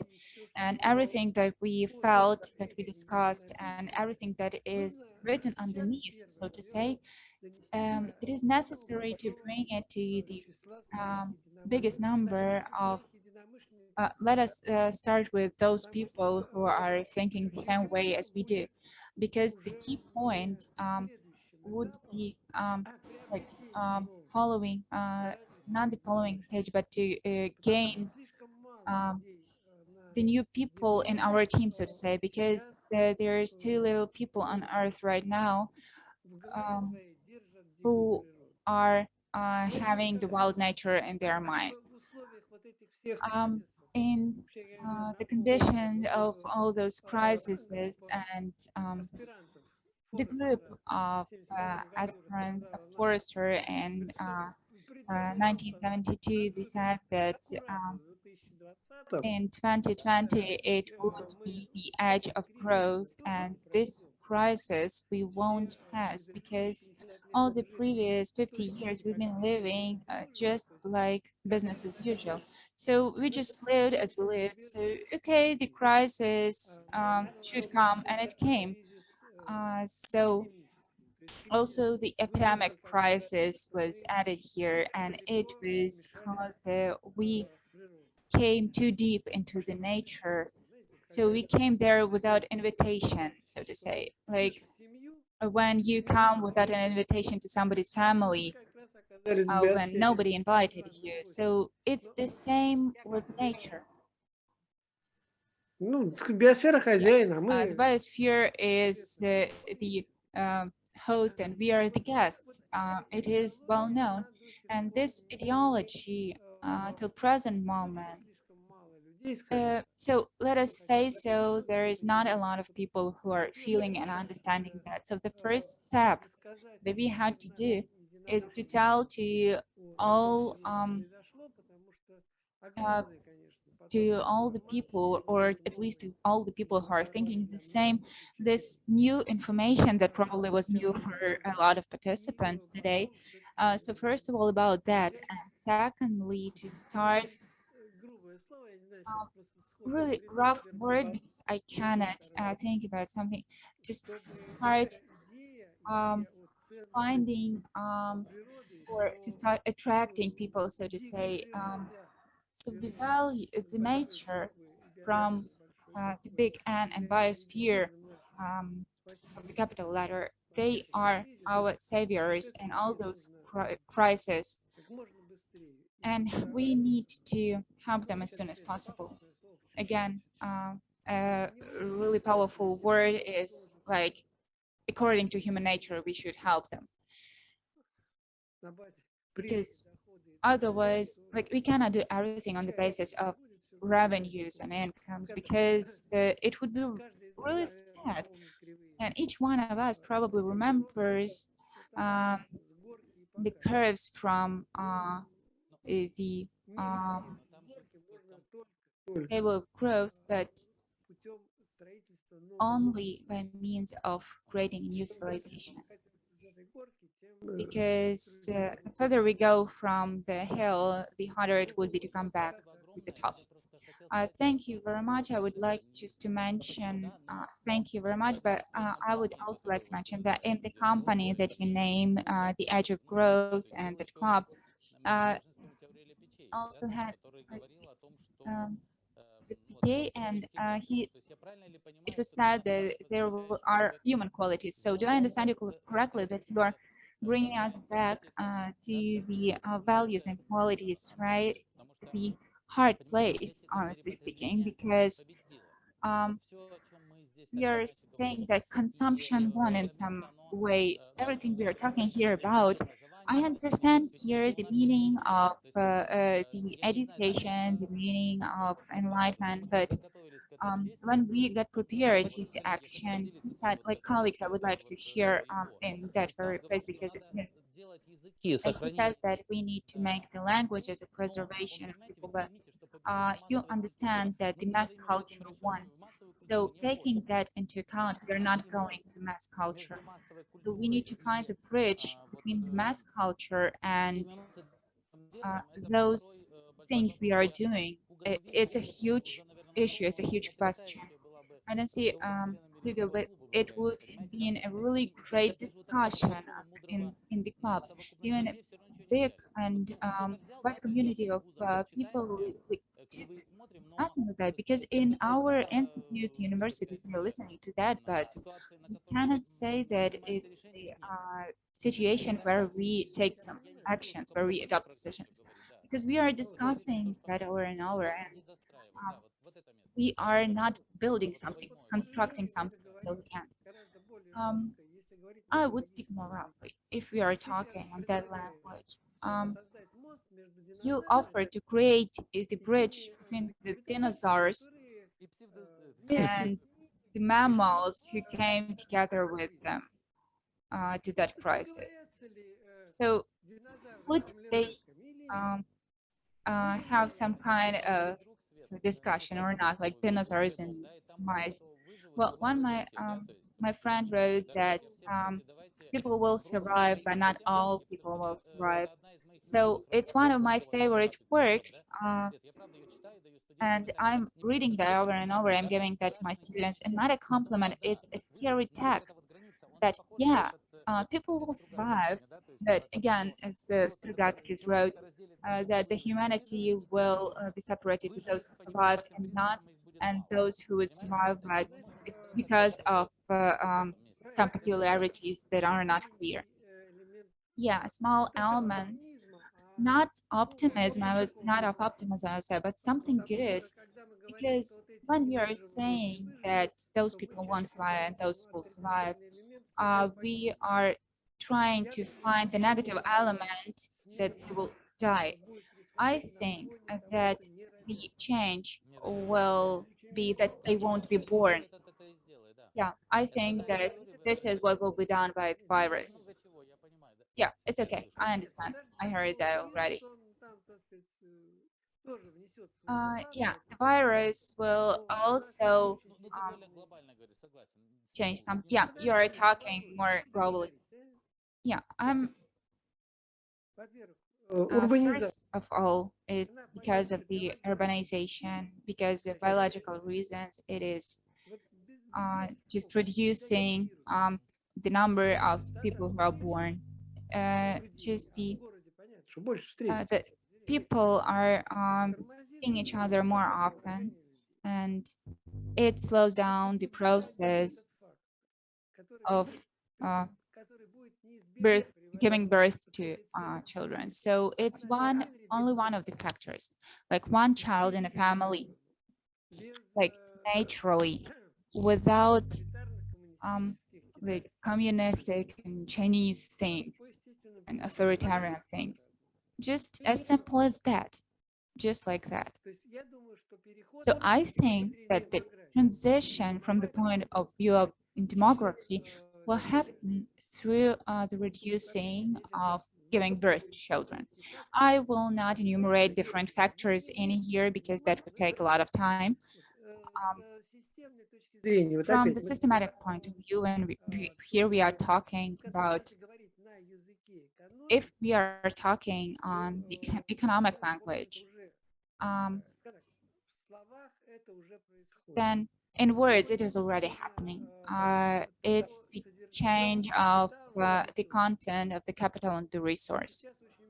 And now things got, people are talking a lot about human capital, and just recently we all have been working resource. Yeah, we meant the same. What is the capital? The capital is something that we take care of, and resource is something that we waste till it ends up. So this transition is already happening. And it is really noticeable when we are talking about the military actions, where people start to value the life of one soldier, when from the historical point of view, it was even like millions of lives were not valued. And our team, let us say so, our community, the task of our community is to make the nature our capital as soon as possible. So, I would like to say that today we are mostly treating nature as a resource, and the logic of such transition is that nature has to have a quality of the capital, just again on the economic and human language. Just the resource and the capital are two different things, and people are not looking at it as at the capital, and we are going to have less and less land in the future, and the nature, it's still the resource, but if we are going to talk like economic language, then our task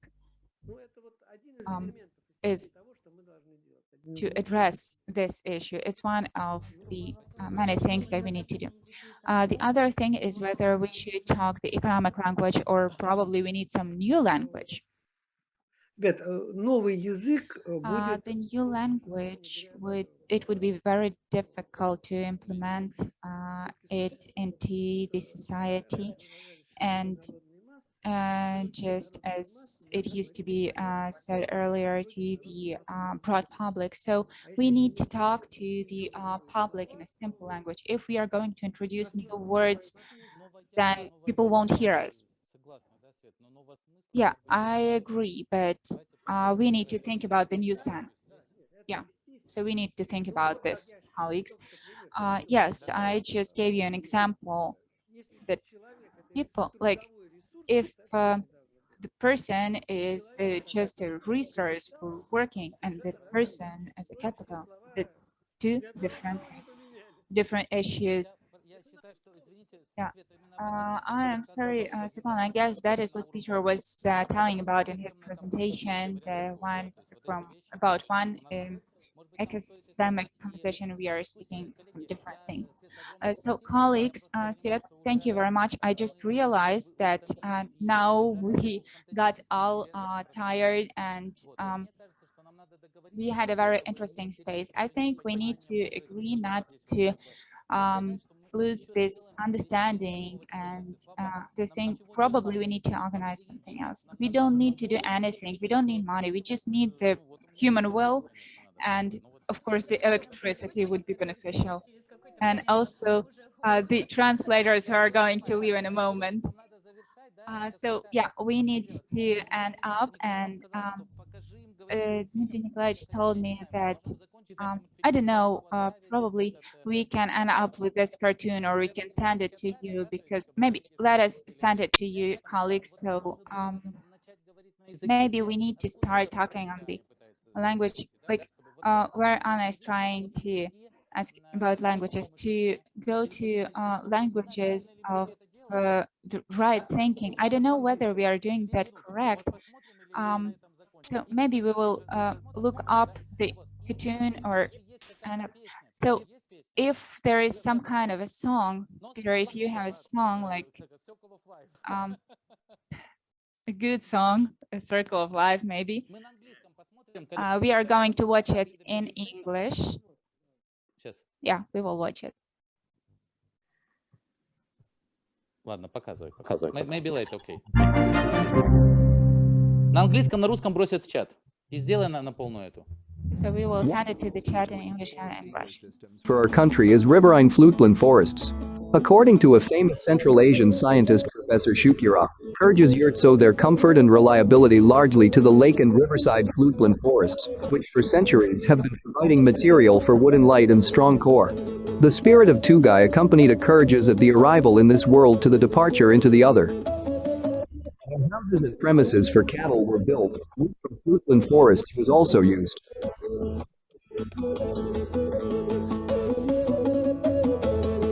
The fluteland forest is a unique symbiosis of trees, bushes and herbs, which with their roots, reliably keep the banks from erosion, and the riverbed is kept in one place.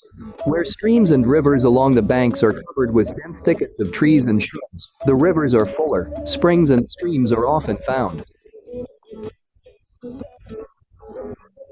An undisturbed, healthy fluteland forest is a unique ecosystem, which itself expands the zone of its existence, holding and attracting moisture, making the local climate softer and wetter and stimulating precipitation. To a large extent,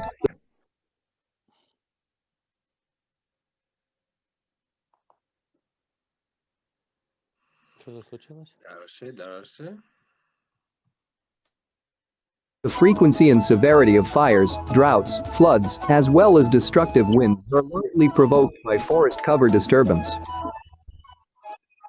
Undestroyed floodplain communities have a great variety of species. Many representatives of flora and fauna live there. They maintain unity and normal functioning of their neighboring ecosystems. Floodplain communities are home to many insects, including those that protect fields and meadows adjacent to the floodplain from various pests. Disturbed floodplain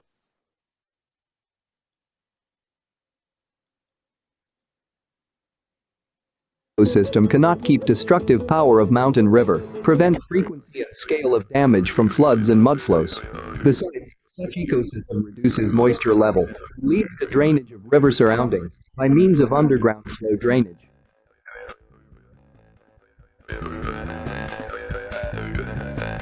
Local communities are the real force for preserving Kyrgyzstan's natural wealth.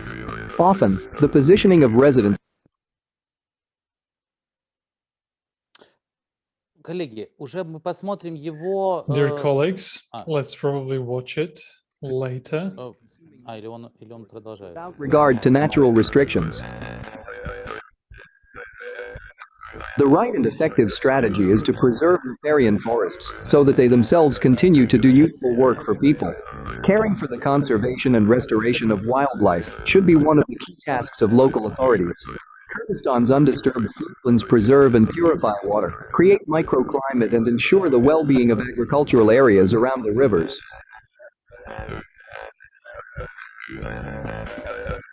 We will preserve Kyrgyzstan's natural floodplains. They are the key to the